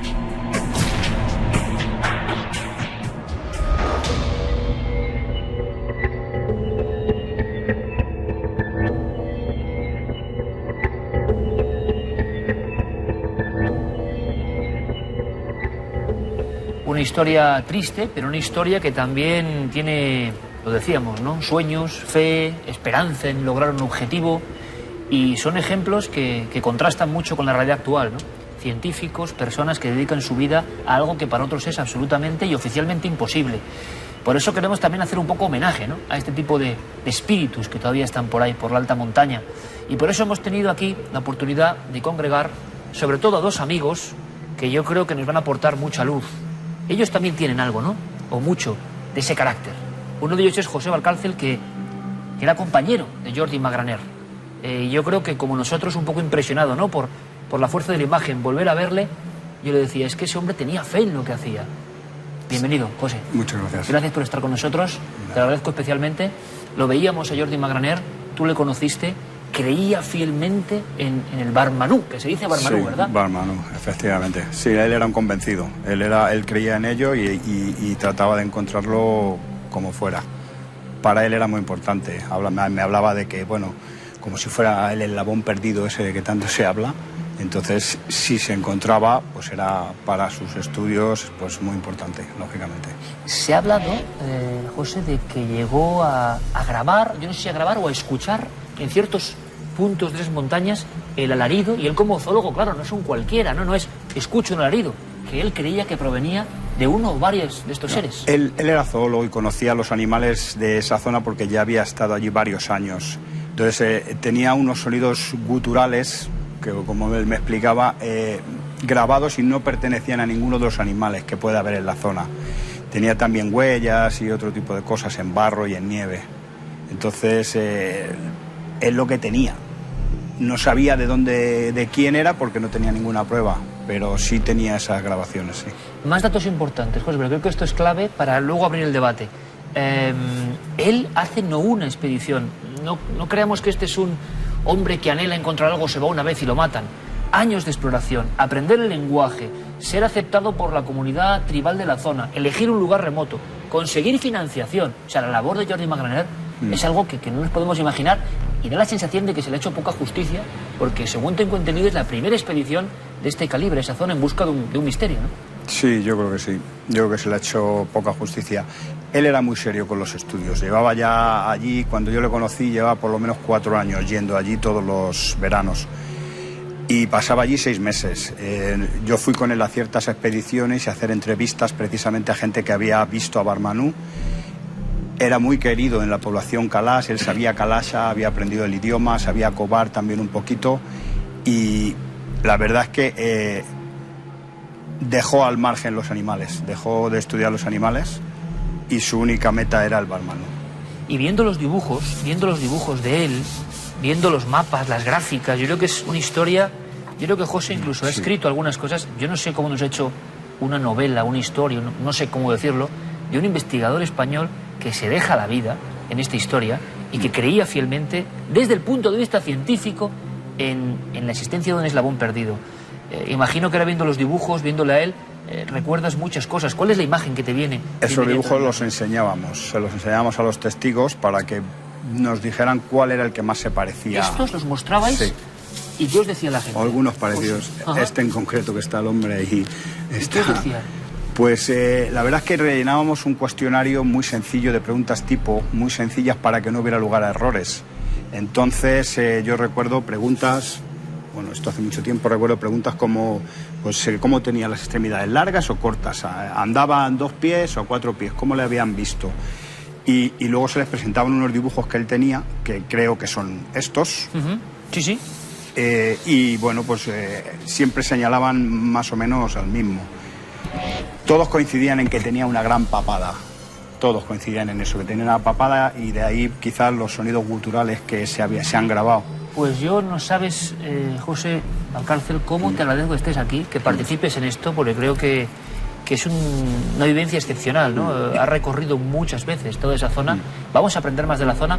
Nuestro compañero Carlos Largo se ha encargado de seguir periodísticamente esta historia y se ha encontrado con el silencio absoluto, y ahora hablaremos de eso, el misterio que hay aquí. Carlos, bienvenido, buenas noches. Buenas noches, Iker. Gracias, compañero, por estar con nosotros, a dar datos, y permítanme, por vez primera y en este nuevo escenario, presentar, saben, con admiración a un auténtico maestro en esto de la exploración, en un ejemplo para muchos, director de Al filo de lo imposible, no digo más, ya está todo dicho.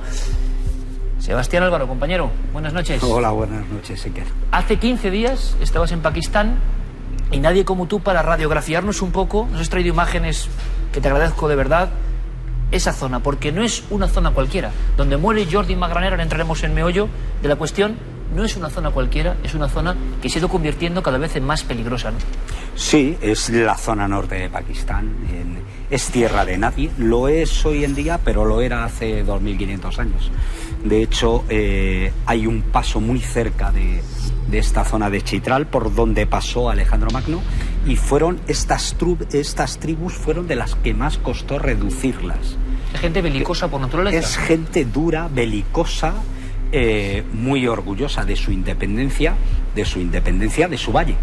Es decir, cuando viene alguien de fuera, se unen los diferentes valles, las diferentes tribus, para pegar al que viene de fuera, pero en cuanto no tiene un enemigo exterior, ya se encargan ellos de pelearse entre valles, ¿no? Así que es una zona de muy difícil acceso, poblada por gente muy orgullosa y muy fiera. Seguramente los guerreros más duros de todo el continente asiático se encuentran así. Y luego además con una serie de cuestiones que pesan, el auge del islamismo radical, ahora mismo la entrada de guerrilleros de Al-Qaeda que vienen de otras partes. Todo eso está gravitando sobre la zona en un lugar que de repente hay las últimas tribus animistas de Asia, que son los kafires, los kalás. Los kalás, que practican una religión muy antigua, están en medio de una marea islámica que realmente arrasa todo por cuanto está a su alrededor. Así que yo creo que toda esta serie de condicionantes, y luego en un terreno durísimo de alta montaña, los últimos bosques, donde tu vida no vale nada. Tú lo repetías en el reportaje, Sebastián, lo repetías en el reportaje varias veces. La vida vale poco ahí, como argumentando que Jordi, y ahora sabremos más, y podéis intervenir en cualquier momento, Jordi era una víctima fácil, entre comillas, pero tampoco hemos sabido muy bien por qué le degüellan junto a un ayudante de 12 años. Vamos ha a ver. habido culpables, entre comillas. Pero este es uno de los tantos asesinatos que hay en Pakistán que no se han resuelto y que no se resolverán, que es lo primero que hay que decir. No estamos en un país occidental donde de vez en cuando queda algún asesinato sin resolver, pero que lo normal es que se resuelvan. En esta zona de Pakistán es justo lo contrario. Pero ahí es suficiente con que alguien te mire mal, o con que alguien crea que no deberías de estar ahí. Y eso me ha ocurrido muchas veces en Pakistán. Yo una he llegado, minoría que te hace... Tú llegas a un sitio y alguien te dice, no, eso me ha ocurrido. Las primeras veces no entiendes por qué, pero por ejemplo, una de las primeras expediciones, un compañero nuestro, perdido en medio del Himalaya, llevaba un pantalón corto. Y vimos que había un coche que se había roto en una pista y nos bajamos a ayudar. Y alguien se quedó mirando a nuestro compañero, le apuntó a los pantalones y le dijo, no. Y tuvimos que salir por patas de esa historia. Quiere decir que hay, desde luego, un montón de cosas que no conocemos y que yo creo que se quedarán para siempre en el misterio y en la nebulosa, ¿no? Hay una zona en los mapas que él mismo tiene, me sorprende muchísimo, son documentos increíbles que a mí me los ha trasladado el compañero Carlos Largo. En esta zona que vosotros conocéis perfectamente de Chitral, incluso un perímetro, zona de prospección, donde él buscaba a una familia. Y había, hablando del Barmanú, de este ser que podía ser ficción o no, no lo sabemos, pero que digámoslo así, devoró, ¿no?, el alma, entre comillas, de Jordi Magraner y condujo su vida hacia su búsqueda con toda la implicación del mundo. Él hablaba de un grupo, no solo de un individuo, de un grupo, y que incluso había recogido registros de la aparición de algunos de estos seres, que ciertos pobladores os contaban que incluso habían secuestrado a niños o algún tipo de historia de este tipo que te quedas ya alucinado y que vosotros recogíais. Cuéntanos, por favor. Yo creo que es el único testimonio de un Barmanú hembra que tenía registrado por lo menos hasta el momento. Esto ocurrió en un valle que está cerca de Shishiku. Y bueno, pues había, a las afueras del pueblo había 3 chavales jugando, 3 chavales pequeños de unos, bueno, uno tendría 1 año y medio, pequeñito, otro 4 y otro 6. Entonces, de repente del bosque, pues bajó algo que les asustó. Los dos mayores se piraron, se marcharon y el pequeñín se quedó allí. El pequeñín se quedó allí y estaba además de espaldas. Entonces bajó un barmanú, le dio un golpe, lo tiró al suelo, lo recogió así en brazo y se lo llevó para adentro. Al día siguiente estuvieron más de 1000 personas buscando por la zona. No encontraron, durante varios días no encontraron a nadie. Al cuarto o quinto día apareció el niño muerto, desnudo, y estaba muerto porque se había despeñado. Se había muerto no porque lo hubiera matado el barmanú, para nada, al contrario, lo que se creía es que habría perdido a su cría y había adoptado lo más parecido posible.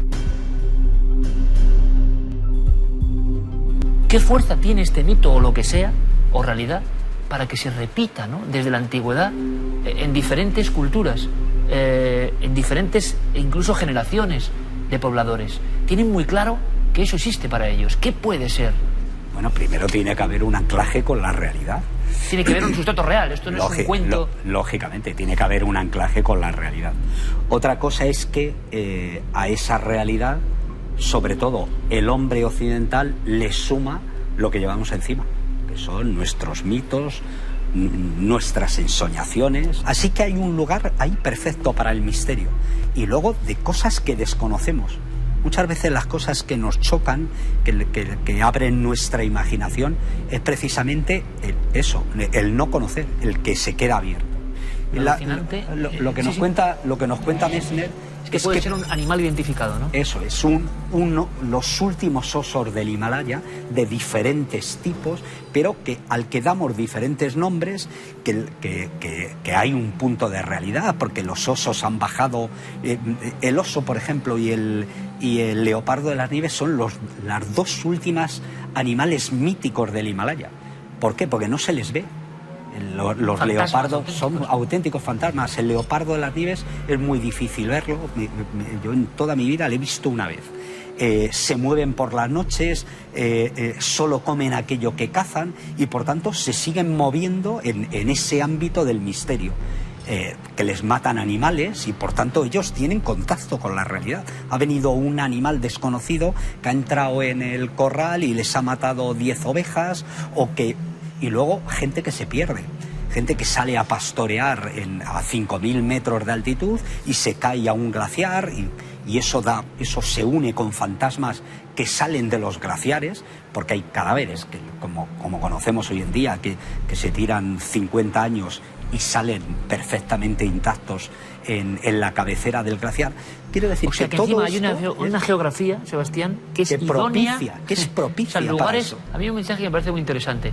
Todos creemos que con Google Earth y con satélites sabemos todo, ¿no? Sigue habiendo zonas del planeta donde es posible absolutamente el misterio zoológico de gran envergadura, ¿no? Y ahí está. Ahora, hay una cosa importante, José Valcárcel. Aquellos pobladores que te has entrevistado, hay que dejarlo claro, no lo veían como el resto de animal, no hablaban de osos, no hablaban de otras criaturas, era otra cosa y siempre con forma humanoide. Sí, de extremidades alargadas, pelo, estaban cubiertos de pelo, y incluso uno hablaba, que recuerdo que hablaba de un barmanú anciano. Es decir, se encontró un barmanú en su refugio, el pastor iba a su refugio, de estos refugios de alta montaña, que son 4 palos, piedras. Entró en su refugio y había algo ahí. Entonces él se marchó y se quedó a una distancia prudencial porque se asustó, no sabía quién había ahí. Y salió un barmanú con pelo en el pecho, pelo blanco, cano, ¿vale? Cojeando ostensiblemente, cojeaba bastante. Iba ayudándose de un bastón para andar y le lanzó una piedra. Iba como gruñendo, como un viejo cabreado. Hay una cosa más, un elemento que nos queda. Jordi, desde luego, no hay la mayor duda, creía fielmente en una especie desconocida para el resto de la humanidad que se mantenía ahí por algo. Él hablaba de un homínido, de algún tipo de homínido que podía ser el eslabón perdido ese tan famoso. Carlos, tú has investigado periodísticamente esta historia, sería un poco el eslabón que falta aquí. Has hablado incluso con la familia, has hablado con otros exploradores, zoólogos, biólogos, un amplio surtido, les hemos visto algunos, ¿no? Y lo que te has encontrado, y esto me parece curioso, es un silencio que casi roza lo tabú. La verdad es que sí. Hemos ido preguntando a distintas personas que conocieron a Jordi y yo creo que bueno, han decidido, yo creo que guardar esta historia en secreto un poco por cómo fue la muerte. No se ha terminado de esclarecer. De que hay un secreto, te da la sensación de que hay un secreto que no se acaba de resolver ahí, ¿no? Sí, yo creo que ellos mismos ni siquiera tienen la respuesta de lo que sucedió a su hermano en este caso y se han ido cerrando un poco en ese sentido. Ante la falta de respuestas, pues han decidido pues guardar sus propias historias, incluso su propio material, porque también hay ahí otro misterio. No se sabe qué pasó con parte del material que había en esa casa en la que murió Jordi. Hubo robo en esa casa, Carlos. Se habló un poco de todo, incluso los periódicos, la prensa, los días posteriores hablaban de robo, de conflicto religioso que ya avanzaba Sebas, e incluso me ha llamado la atención de que, por ejemplo, La Vanguardia incluso hablaba de intereses especiales, incluso conspiración. La versión oficial y que se maneja tanto la embajada como la policía local es que fue un robo, que Jordi pues tenía allí todo su material y de hecho lo único que desapareció fue un ordenador y un teléfono. Se comentaba incluso que Jordi podía haber conseguido información muy cercana a este hombre de las nieves y que quizá por esa razón decidieron quitarle del medio, quitarle la vida. Si esto ocurre, aunque sea una desgracia, pero ocurre en Estados Unidos, tendríamos varias películas sobre la historia del zoólogo que perseguía al homínido imposible. Estoy seguro, aquí no pasa esto. Intentemos hacer algo para reivindicar esta gente con este espíritu tan feraz, tan auténtico, tan a contracorriente. Gracias, Sebastián, Álvaro, como siempre. Hablaremos de muchos más espectros e historias que están por ahí en el mundo, reales no, pero que acompañan tus expediciones muchas veces cuando uno hace casi de sociólogo y antropólogo. Gracias, porque es un lujo tenerte aquí siempre. Gracias. Muchas gracias. Sebas. José, muchísimas gracias. Ha sido auténticamente emocionante, emotivo, auténtico recorrer contigo la historia de este hombre y que su recuerdo en imagen, en incluso figuras, no se pierda. Gracias, hasta la próxima, amigo. Gracias. Un placer. Carlos, gracias por la investigación. Seguiremos indagando porque aquí es verdad que nos hemos quedado. Último dato, nadie pagó por el crimen y la muerte ni de Jordi ni de su estudiante. Hubo 6 detenidos y bueno, pues ahí se quedó. No se supo quién era el culpable ni la forma en la que, bueno, pues el motivo por el que murió. Triste e injusto, desde luego. La historia de un hombre valiente, un hombre que creía en su sueño. Vamos ahora con otras noticias. Rompemos rápidamente con la actualidad. Noticias de Cuarto Milenio.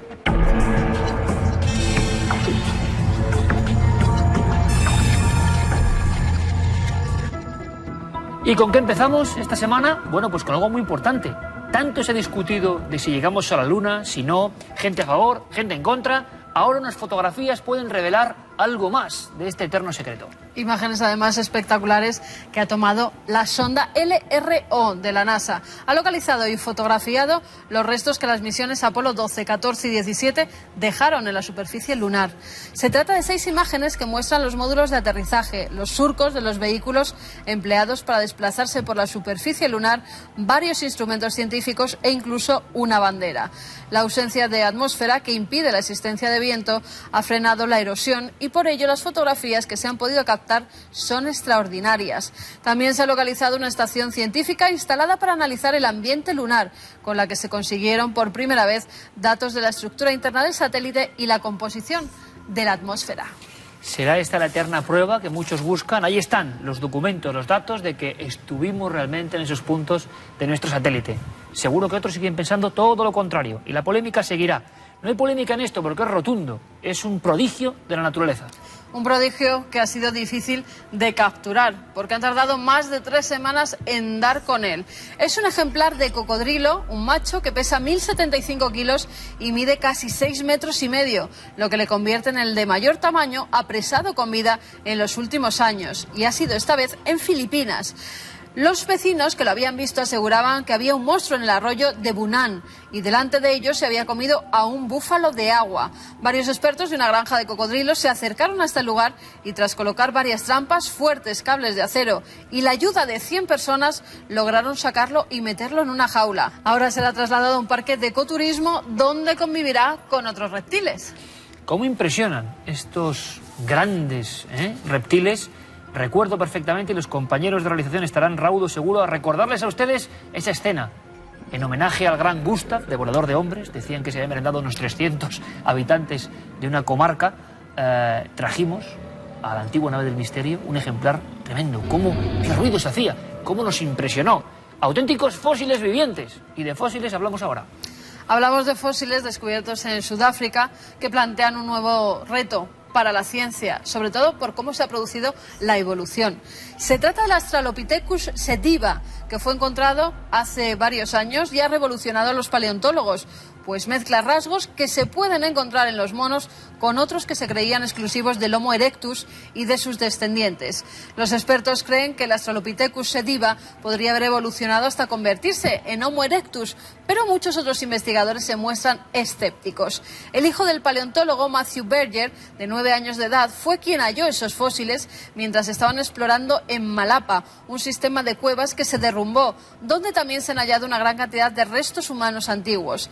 El fósil resultó ser un hueso del cuello. Después el equipo encontró más de 200 piezas más de al menos 5 personas, incluyendo bebés, niños mayores y adultos. Los investigadores concluyeron que los fósiles representaban una nueva especie de homínido al que pusieron el nombre de sediba, que en el dialecto soto significa fuente. Bueno, pues una vez más esa máxima con mucha magia.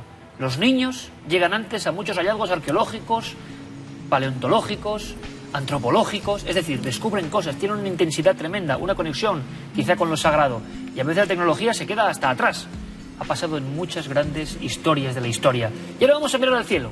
Objetos volantes no identificados. Es el momento de nuestro mapa del misterio. Aquí lo tenemos. Actividad, además, en cierta parte del mundo, ¿verdad? Sí, en la primera de las filmaciones, de los avistamientos que ha habido esta semana, nos tenemos que centrar en la zona de Argentina. Bueno, pues cojo... Capital Federal, más concretamente. Argentina. Allí ha sido filmado el 11 de septiembre, además a pleno día, 17 horas, las 5 de la tarde, un objeto volante no identificado que atravesaba a gran velocidad el cielo porteño. Parecía que tenía una forma discoidal. Y además lo interesante de esta semana, irán viendo cómo van cambiando, ¿no? Las órbitas.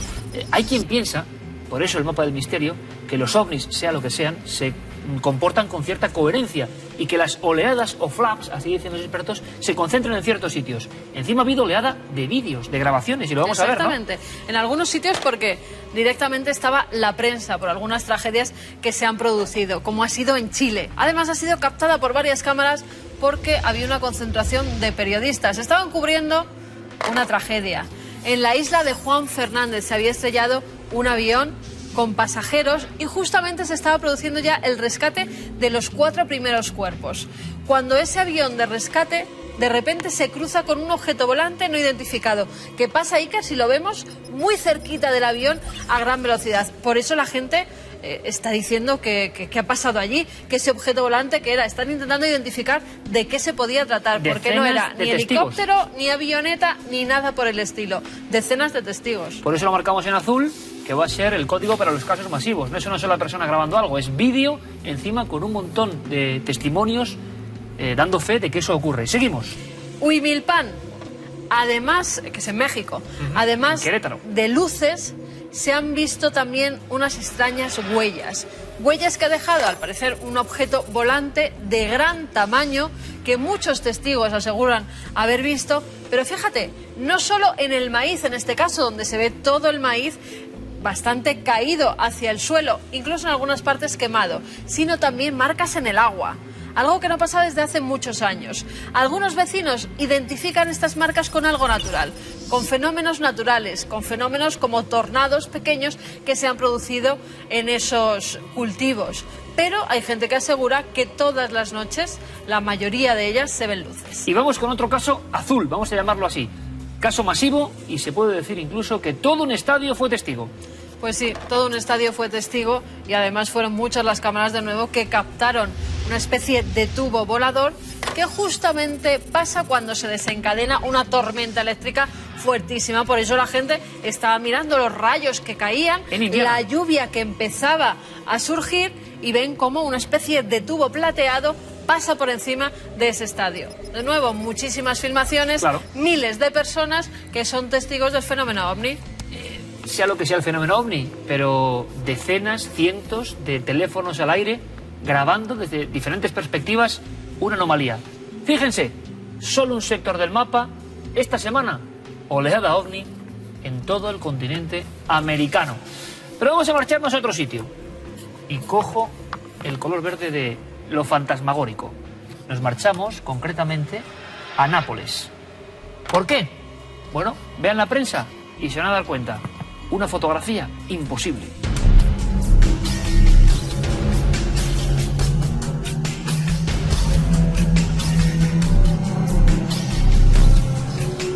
Pues bien, como han comprobado, toda la prensa internacional y en especial la española, los principales rotativos, hablan de un fantasma en el Museo Arqueológico de Nápoles. Que es cierto, es un lugar ideal para que pase una historia de este tipo. Revuelo tremendo y una fotografía aparecida en todos los medios de comunicación. ¿Y qué se esconde detrás de esa niña misteriosa que asusta a algunos visitantes? Nuestro compañero Nacho Ores ha hecho algo importante. Indagar, investigar, preguntar, acudir a las fuentes. Nacho, bienvenido. ¿Qué tal, Iker? Buenas noches. Un museo arqueológico, que es lo tuyo también. No es la primera historia de museos arqueológicos con fenómenos extraños, pero aquí además tenemos una fotografía. Te pones a investigar. Sí, vi los rotativos, la prensa, como tú bien indicas, en donde aparecía esa foto tan insólita y era muy evidente la figura de una niña espectral, ¿no? Con una ropa que podríamos retrotraernos al siglo XIX. Bueno, encajaba perfectamente un poco en la dinámica histórica del Museo Arqueológico de Nápoles. ¿Qué es lo que hice? Me puse en contacto con el periodista que lanzó la noticia, Paolo Barbuto. Él me proporcionó la fotografía original que a su vez él le había enviado el arquitecto que estaba realizando las obras. O sea que todo esto empieza por unas obras, que ya es un elemento como muy clásico de misterio, y el arquitecto de las obras, encargado de una remodelación del Museo de Nápoles, ni más ni menos, uno de los más importantes de Italia a nivel arqueológico, dice que ha sacado la foto. Salas de Pompeya y Ercolano, precisamente, Sí. donde se estaban realizando las obras, con lo cual le añaden más misterio a la historia. Ah, eso no lo sabía yo. O sea, son precisamente las salas del mundo este tenebroso de Pompeya y Ercolano. ¿Y es el propio arquitecto el que hace esa fotografía, Nacho? ¿Realmente has llegado a comprobarlo? Sí, o sea, Oreste Alvarano, el arquitecto que está realizando las obras, visita el lugar en primavera. Esta noticia aparece a finales del mes de agosto, pero toda la historia comienza en la primavera, cuando algunos obreros ya están hablando de la desaparición de objetos, de movimiento de algunas de las herramientas. Él va allí, un poco incrédulo, y realiza algunas fotografías. Y semanas después, ya prácticamente dentro del verano, al descargarlas en su ordenador, descubre que en una de ellas, que es la que ha sido publicado en todos los medios de comunicación, aparece esta niña. Automáticamente él llama a los albañiles y se enfada un poco con ellos, se encara con ellos porque les recrimina ante el hecho de que, siendo una obra donde corre peligro de derrumbe de algunas de las partes, los albañiles, los obreros, traían a sus hijas, ¿no? Estos sorprendidos dicen, no, nosotros no hemos traído a ninguna de nuestras hijas, y el arquitecto se hace la pregunta, ¿qué demonios hace esta niña aquí en medio de la fotografía? Aparentemente allí no había nadie. Y hay testimonios, se va contando, Carmen, siguiendo la noticia, el eco, que había personas que empiezan a decir que hay extraños sucesos, que están viendo a esa niña. Sí, sobre todo los trabajadores. Los trabajadores aseguran que ahí por las noches dejan colocados todos los enseres de la obra y por la mañana están completamente descolocados, que han desaparecido algunas herramientas, incluso que llegan a ver alguna sombra, pero en ningún momento lo identifican con una niña. Solo es cuando llega el arquitecto, que en un principio él declara que va diciendo, venga hombre, ponernos a trabajar, aquí no pasa absolutamente nada, continuemos con las obras, y decide hacer la fotografía. Y en esa fotografía es cuando se lleva el impacto, el susto de que aparece una pequeña pululando en una de las puertas. Impacto inmediato en todos los medios. En Italia, desde luego, él aparece publicado en el periódico Il Mattino, que es un periódico local de Nápoles que tiene tirada nacional, tiene una edición lógicamente local, y esta noticia trasciende, no sabemos si por su importancia, en el sentido de que, bueno, en verano siempre se habla de las serpientes de verano, que no hay muchas noticias, desde luego cruza fronteras y aparece en otros rotativos, no solamente de Europa, de Estados Unidos, etcétera, sino también aquí en España, ¿no? Como la historia, una de fantasmas en el Museo Arqueológico de Nápoles, ¿no? Que titulaba El País, por ejemplo. No se da ninguna explicación. En la prensa nadie explica el fenómeno. Es una foto extraordinaria de una niña fantasma, según la prensa, y no se dice más. En absoluto. O sea, el propio Paolo Barbuto, cuando yo me pongo en contacto con él, antes, como decía antes, me envía la fotografía original que a su vez la había enviado el arquitecto. Yo le preguntaba, digo, ¿esto hay alguna posibilidad de que sea un fraude, etcétera? Él me por decía, la claridad, ¿no? Efectivamente, por la claridad, la evidencia de la presencia de la imagen, esa presencia fantasmagórica, y él me decía que no, que el arquitecto se la había enviado tal y como él me la enviaba a mí a su vez, y que el arquitecto, insisto, juraba y perjuraba que efectivamente no había falseado ni había tocado absolutamente nada, ¿no? Y Nacho consigue fotografías a gran tamaño del fenómeno, un fenómeno que de ser real es tremendo, ¿no? Una niña que se asoma como de otro tiempo. Perfecto. Hasta aquí lo oficial, lo que ha publicado todo el mundo, y con gran revuelo para el propio Museo de Nápoles. Hablamos con el museo, investigamos, hay como claroscuros, ¿no? Las personas del museo no quieren que se hable de esto, en fin. No, la directora dice que no pasa absolutamente nada, que son tonterías y que el museo tiene que ser visitado por lo que hay dentro a nivel cultural, no por los fantasmas, que insiste en que no hay. Y aquí llegamos a la prueba clave. Lógicamente Nacho pone a disposición de nuestro compañero, el analista gráfico de Cuarto Milenio, Guillermo León, esta imagen. Y empiezan las monumentales sorpresas, Nacho. Pues sí, porque Guillermo León se percata enseguida de que la fotografía que había enviado el arquitecto está manipulada. Está manipulada y desde luego, bueno, pues Carmen lo puedo contar, hay un programa informático vinculado a un terminal telefónico muy concreto, el iPhone, a través del cual puedes manipular estas imágenes, y concretamente tiene un modelo de fantasma con un programa especial que encaja al 100% con la imagen de la niña. Paolo, el periodista, me negaba la mayor, decía que bueno, que... Le comentaste que tú estabas llegando a esta conclusión, que este es un momento un poco también... Está un poco tenso, un poco violento, ¿no? Y él no, él insistía en la veracidad del caso, que el arquitecto le había dicho que la fotografía era auténtica, y ahí quedó un poco la historia, ¿no? Vamos a pasar a la acción. Carmen. Se tendría que haber fijado sobre todo en esa información EXIF que siempre vemos, que es la que nos muestra cuándo, dónde, en qué momento, con qué cualidades ha sido realizada la fotografía. Esa información está borrada por completo. Y además se ve que hay un programa de retoque fotográfico. Vamos a ver si puedes mostrar con una tableta a la cámara. Sí, ¿de qué estamos nosotros hablando? vamos a capturar primero una fotografía. Vamos a hacer, por ejemplo, una fotografía de nuestro plató de Cuarto Milenio. Si quieres, Iker, incluso puedes salir tú, porque el fantasma va a salir a tu lado. Ahí estás. Y entonces ahora, usando lo que pone Use, te van a salir diversos tipos de fantasmas. Hay uno con un menú capucha, fantasmal. una mujer como antigua con la cara desfigurada, y también una que da mucho miedo, que es esa niña. Si nosotros vamos retocando lo que sería la intensidad de ese fantasma, lo integramos perfectamente con el fondo del plató, con el fondo de la fotografía, lo que queramos. Y el resultado es que a tu lado justo aparece esta niña fantasmal, la misma que aparece en el Museo de Nápoles, Iker. Es la misma. Es la misma, es Lo estamos exactamente viendo igual. En comparativa. ¿Qué extraemos, ¿no?, de todo esto? Noticia internacional. Noticia en la prensa española. Ahí queda un arquitecto implicado en todo esto. Y además que no dan su brazo a torcer. Nosotros demostramos objetivamente, y lo tenemos, que es la misma niña, el mismo traje. Véanlo, hagan su propia comparativa. Nacho, la muestra clarísima. Si bien teníamos todo el tema de Belchite como la auténtica y genuina emoción del misterio, aquí todo lo contrario. ¿Qué objetivo puede haber en todo esto? Una campaña de... Nadie se ha dado cuenta de esto, Nacho. Una campaña de publicidad. Incluso la propia directora Valeria Sanpaolo, algunos medios italianos han dicho que estaba involucrada en ¿La propia directora? La propia directora, bueno, pues que con cierto relación con el arquitecto, pues para recaudar fondos, para llamar la atención sobre la falta precisamente de dinero en las obras de restauración que se están llevando a cabo en el Museo de Nápoles. Ya fue bastante sintomático el hecho de que cuando nosotros escribimos a Paolo para decirle que queríamos grabarle a él su impresión y también al arquitecto, y a partir de ahí cortaron el contacto, ¿no? Lo que ya de alguna forma te hace ver que efectivamente aquí hay gato encerrado, como se dice vulgarmente, y toda la verdad que había salido a finales del mes de agosto de este año pues no parece que era tan cierta como habíamos que supuesto. nadie en Italia ni aquí en España se haya dado cuenta de que con un programa gratuito, porque encima es que no tienes ni que pagar por bajarte ese programa, puedas incluir un fantasma en una fotografía, y que a nivel, en nuestro caso en España, nacional,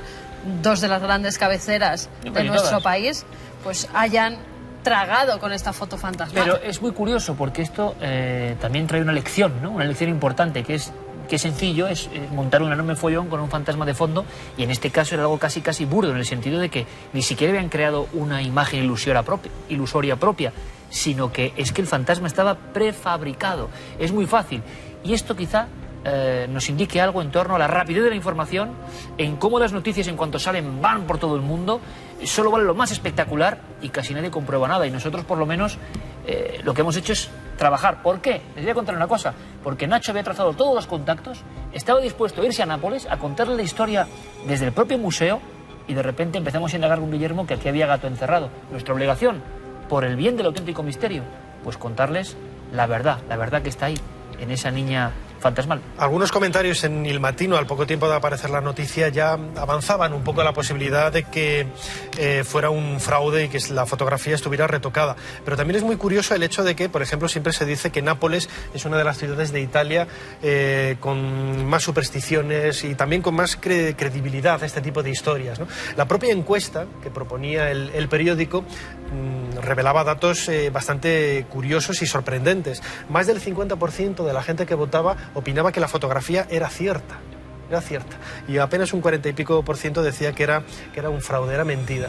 Entonces es un detalle bastante sintomático un poco del tipo de personas que pueden realizar estos juegos. Una noticia con enjundia, que nos muestra la realidad de los medios de comunicación, las posibilidades que hay para generar falsas ópticas y el impacto que tienen los medios.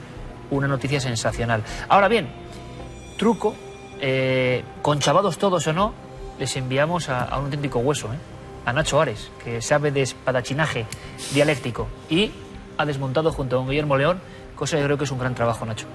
Hasta la próxima. Gracias, Iker. Vamos ahora con más cosas insólitas. Esto, la historia del fantasma de Nápoles, podría entrar perfectamente en nuestro cajón desastre de los más increíbles misterios.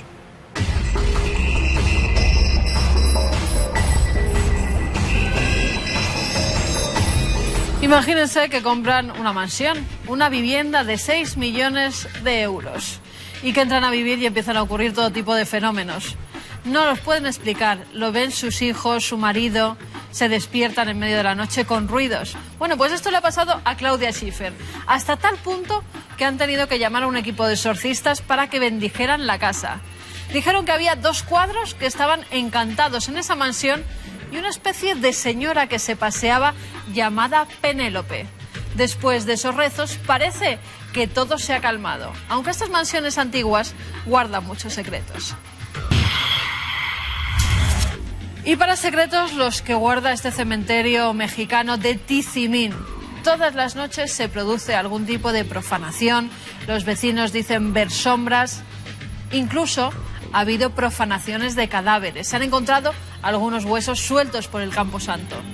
La gente no sabe qué pensar, pero ya se han visto rituales y a un extraño ser, una especie de chamán que se va hasta el fondo del Camposanto, empieza a escarbar debajo de las tumbas, a sacar huesos y a rezar unas oraciones que nadie entiende.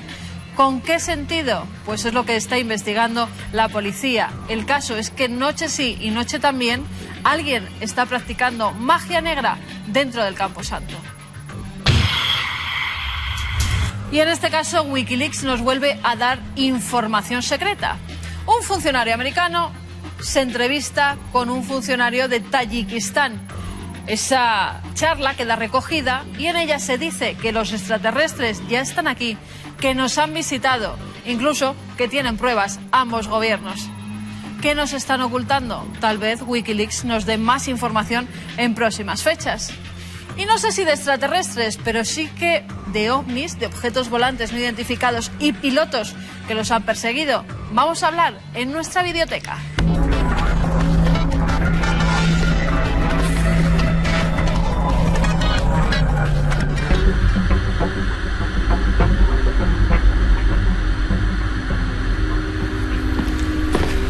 Y comenzamos a resucitar viejos misterios en esta zona de videoteca que a mí me encanta personalmente.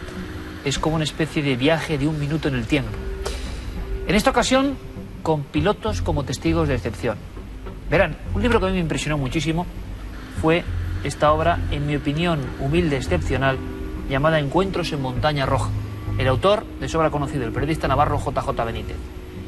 Todo empezó cuando un piloto, Rafael Gárate, 20.000 horas de vuelo, piloto antes de combate y después de línea comercial, le aseguró que en esa zona que conocemos bien, ¿verdad, Carmen? Y que es bien misteriosa, bien extraña, un volcán apagado en el sudoeste de Lanzarote, venían produciéndose observaciones de extrañas luces. Pero es que además Rafael Gárate tuvo la suerte, y esto no es habitual, de ser testigo de otro gran caso. Vuelo Lanzarote-Las Palmas, 1977. Nada más despegar de la pista de Arrecife, al hacer el giro que hay que hacer en esa isla, se encuentran con un increíble fenómeno luminoso. Algo que para Rafael Gárate era una nave de procedencia desconocida. Iluminó el avión por completo, pero mejor que lo cuente de verdad. Año 78, Televisión Española, comandante Rafael Gárate. Se van a sorprender porque es de una claridad meridiana. Y además pocas veces se puede saber lo que una tripulación completa, viendo un ovni, piensa y dice.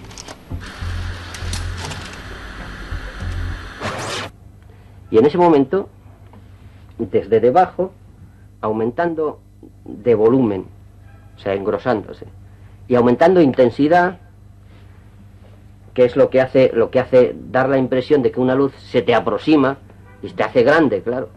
Pues se hizo rápidamente grande y además como una luna llena, intensa, más intensa. Y yo estaba llevando el avión y con mis instrumentos, porque claro, era de noche, y entonces uno de los otros miembros de la tripulación, se oyó la voz que dijo: comandante, ¿qué hacemos? Y yo, ¿qué le iba a decir? ¿Qué hacemos? Pues dije, no mirar, si os asusta, no mirar. Se aproximó Se aproximó como acercándose concretamente a nosotros, como diciendo, estoy aquí y me quiero acercar porque me da la gana.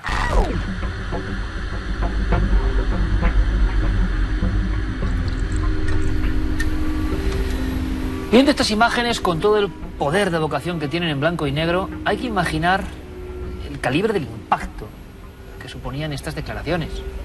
Pilotos de combate, pilotos comerciales, delante de la cámara diciendo, señores, yo he visto algo y además algo que no es casual, no es un error, no parece otra aeronave convencional. Para Rafael Gárate incluso estábamos hablando de seres de otros mundos. Convicción. Luego fue ya muy difícil escuchar a pilotos. Se ha ido convirtiendo en una rara avis, es el piloto valiente que de repente dice, yo he estado delante de algo así.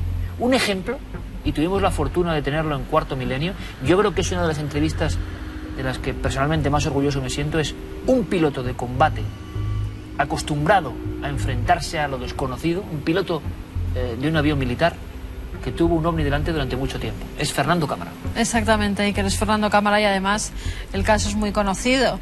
El ovni de Manises, en noviembre de 1979, un avión de pasajeros ve que hay una especie de luz que los está acosando en cierta forma. Dan la voz de alarma y desde la base de los Llanos sale este piloto con su Mirage F1 para interceptar ese objeto fuera lo que fuera. Cuando se acerca se da cuenta de que no es algo que esté acostumbrado a ver en los cielos, es otra cosa. Él lo describe como una luz gigantesca, pero dentro tiene una forma como alargada. Además no tiene matrícula, él lleva una especie de foco en su avión con el que identificar las diversas aeronaves, es como lo llaman en el argot de los pilotos, y se da cuenta de que no tiene esa identificación y parece siempre guardar una distancia con este piloto, aunque en ocasiones parece que juegan. Incluso hay interferencias dentro de la cabina del Mirage F1, interferencias que no tienen nada que ver con los radares que lleva el equipo. Además, en esos radares no aparece esa luz, ni tampoco en infrarrojos. Es algo que él está viendo, está observando, pero los instrumentos no detectan. En noviembre del 2005, en la prehistoria de Cuarto Milenio, tuvimos esa increíble oportunidad: entrevistar a un piloto de las Fuerzas Aéreas Españolas. No tenía la menor duda. Él persiguió un imposible, un ovni. Yo pasé por Valencia, por encima de Valencia, no vi nada. En el radar no aparecía ningún eco. No había ecos de otros aviones porque se habían encargado de separar el tráfico civil que pudiese haber en la zona. En un momento me pareció ver una luz hacia el sur, hacia el mar, una luz que decía, pues, es roja. Pronto decía, pues ahora es blanca. Pero no era una luz intermitente. Yo creo que cuando debía de estar aproximadamente a 6 o 7 millas de la vertical de Valencia, entonces me empezó a producírseme en el avión unas interferencias. El detector de amenaza radar que llevan los aviones, que Es un sistema que te avisa si un radar, bien de otro avión, bien de un misil, bien de esos, te está enfocando. Hay un mito establecido a conciencia por los más dogmáticos que quiere hacer creer al resto de la humanidad que los ovnis, por ejemplo, solo lo ven incultos, personas de muy bajo conocimiento, personas que no saben lo que es el cielo. Y cómo se esfuerzan muchos en que todos creamos eso. ¿Qué respuesta hay? Ahí lo tienen. Las palabras de militares de alto rango dentro de un caza de combate como Fernando Cámara. Y él es solo la punta de un inmenso iceberg. Algunos han tenido el valor de contarlo. Y vamos a ir repasándolo aquí, en la videoteca, en diferentes momentos.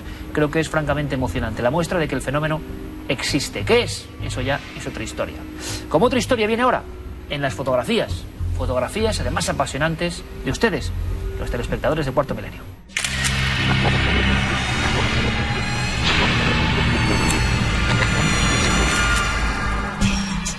Y como siempre terminamos con sus fotografías. En este caso, Jesús Corchero Navarro nos enviaba una fotografía, una imagen captada en la iglesia de la Inmaculada Concepción en Vilanova y la Geltrú, en Barcelona. Como vemos, es un recinto sagrado. Vemos que está el altar, un crucifijo, y él nos decía que nos teníamos que fijar justo debajo de este. Vamos a señalarlo para que se vea más claramente. Al parecer, él estaba viendo la imagen, no es como otras veces que las cámaras lo captan y la persona no lo ve. En este caso decía que se había dibujado como una cara en el mármol, pero no sabía muy bien lo que era, y por ello decidió tomar estas imágenes. Y se llevó una sorpresa, porque, fíjense, ahí la he agrandado. Vamos a moverla para que se vean los diversos tonos que le hemos dado. Una mujer que parece que lleva en sus brazos a un niño pequeño. Ahí está. Ahí tenemos en otras tonalidades, se ve perfectamente que hay algo. ¿Es pura casualidad o realmente hay algo extraordinario? Pues les pedimos su ayuda. Ahora daremos las vías de contacto. Y ahora nos vamos hasta La Rioja. Desde allí María Ángeles nos enviaba una fotografía y nos contaba que ella tenía una inmobiliaria, que bueno, que iba haciendo fotografías a diversos inmuebles, y en una de ellas, fíjense lo que salió. En un principio parece que ahí no hay absolutamente nada, como unas manchas de humo, aunque nadie estuviera fumando. Pero si aplicamos más oscuridad en lo que es esta silueta, nos damos cuenta de que parece un verdadero fantasma, una verdadera aparición de las muchas que hemos tenido en el plató de Cuarto Milenio esta noche. Bueno, esto es una simple casualidad, ahí lo tenemos, pero sí que ha recreado un fenómeno que es muy normal que nos manden nuestros espectadores. Si tienen fotografías así, si tienen fotografías antiguas, se han rebuscado en el baúl de sus abuelos, de sus parientes, de sus abuelas, por favor, envíenosla y las analizaremos. Dos vías de contacto, a través del correo electrónico cuartomilenio@4.com y nuestro apartado de correos 18.189 con el código postal de Madrid 28080.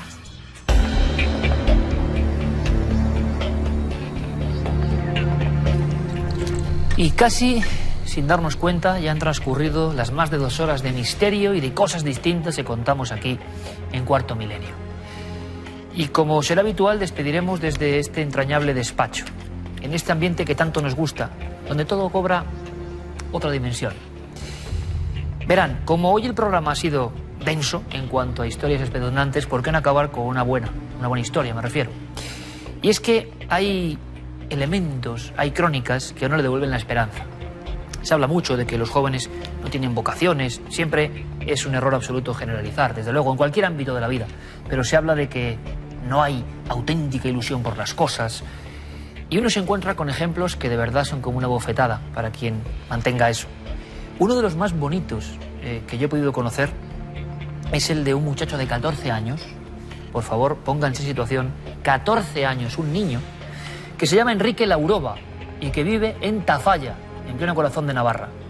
Evidentemente Tafalla, que es un gran lugar, no es una potencia astronómica, ni hay grandísimos medios para observar las estrellas, pero este niño joven, o este joven niño, siempre ha tenido un interés muy precoz. Es otro de los misterios, ¿no? Las vocaciones precoces, ¿de dónde vienen? ¿Por qué? ¿Qué detalle la motiva de repente para que crezca en el alma de una persona?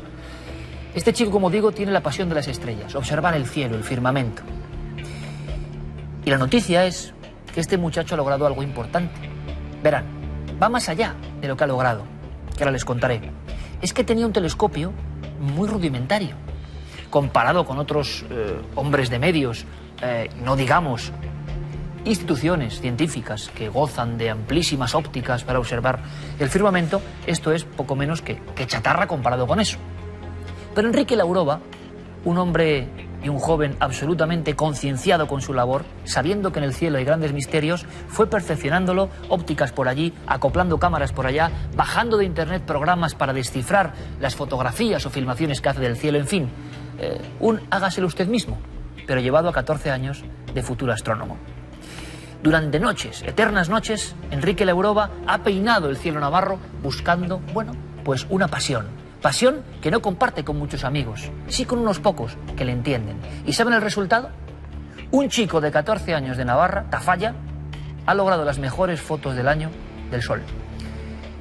Una de las más prestigiosas publicaciones del mundo de la astronomía elige, sin saber yo creo, las fotografías increíbles de las tan traídas y llevadas manchas solares.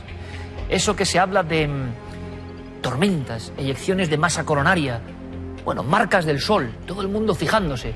Y no es el observatorio principal, pues no sé, de Arizona o de México o de donde sea.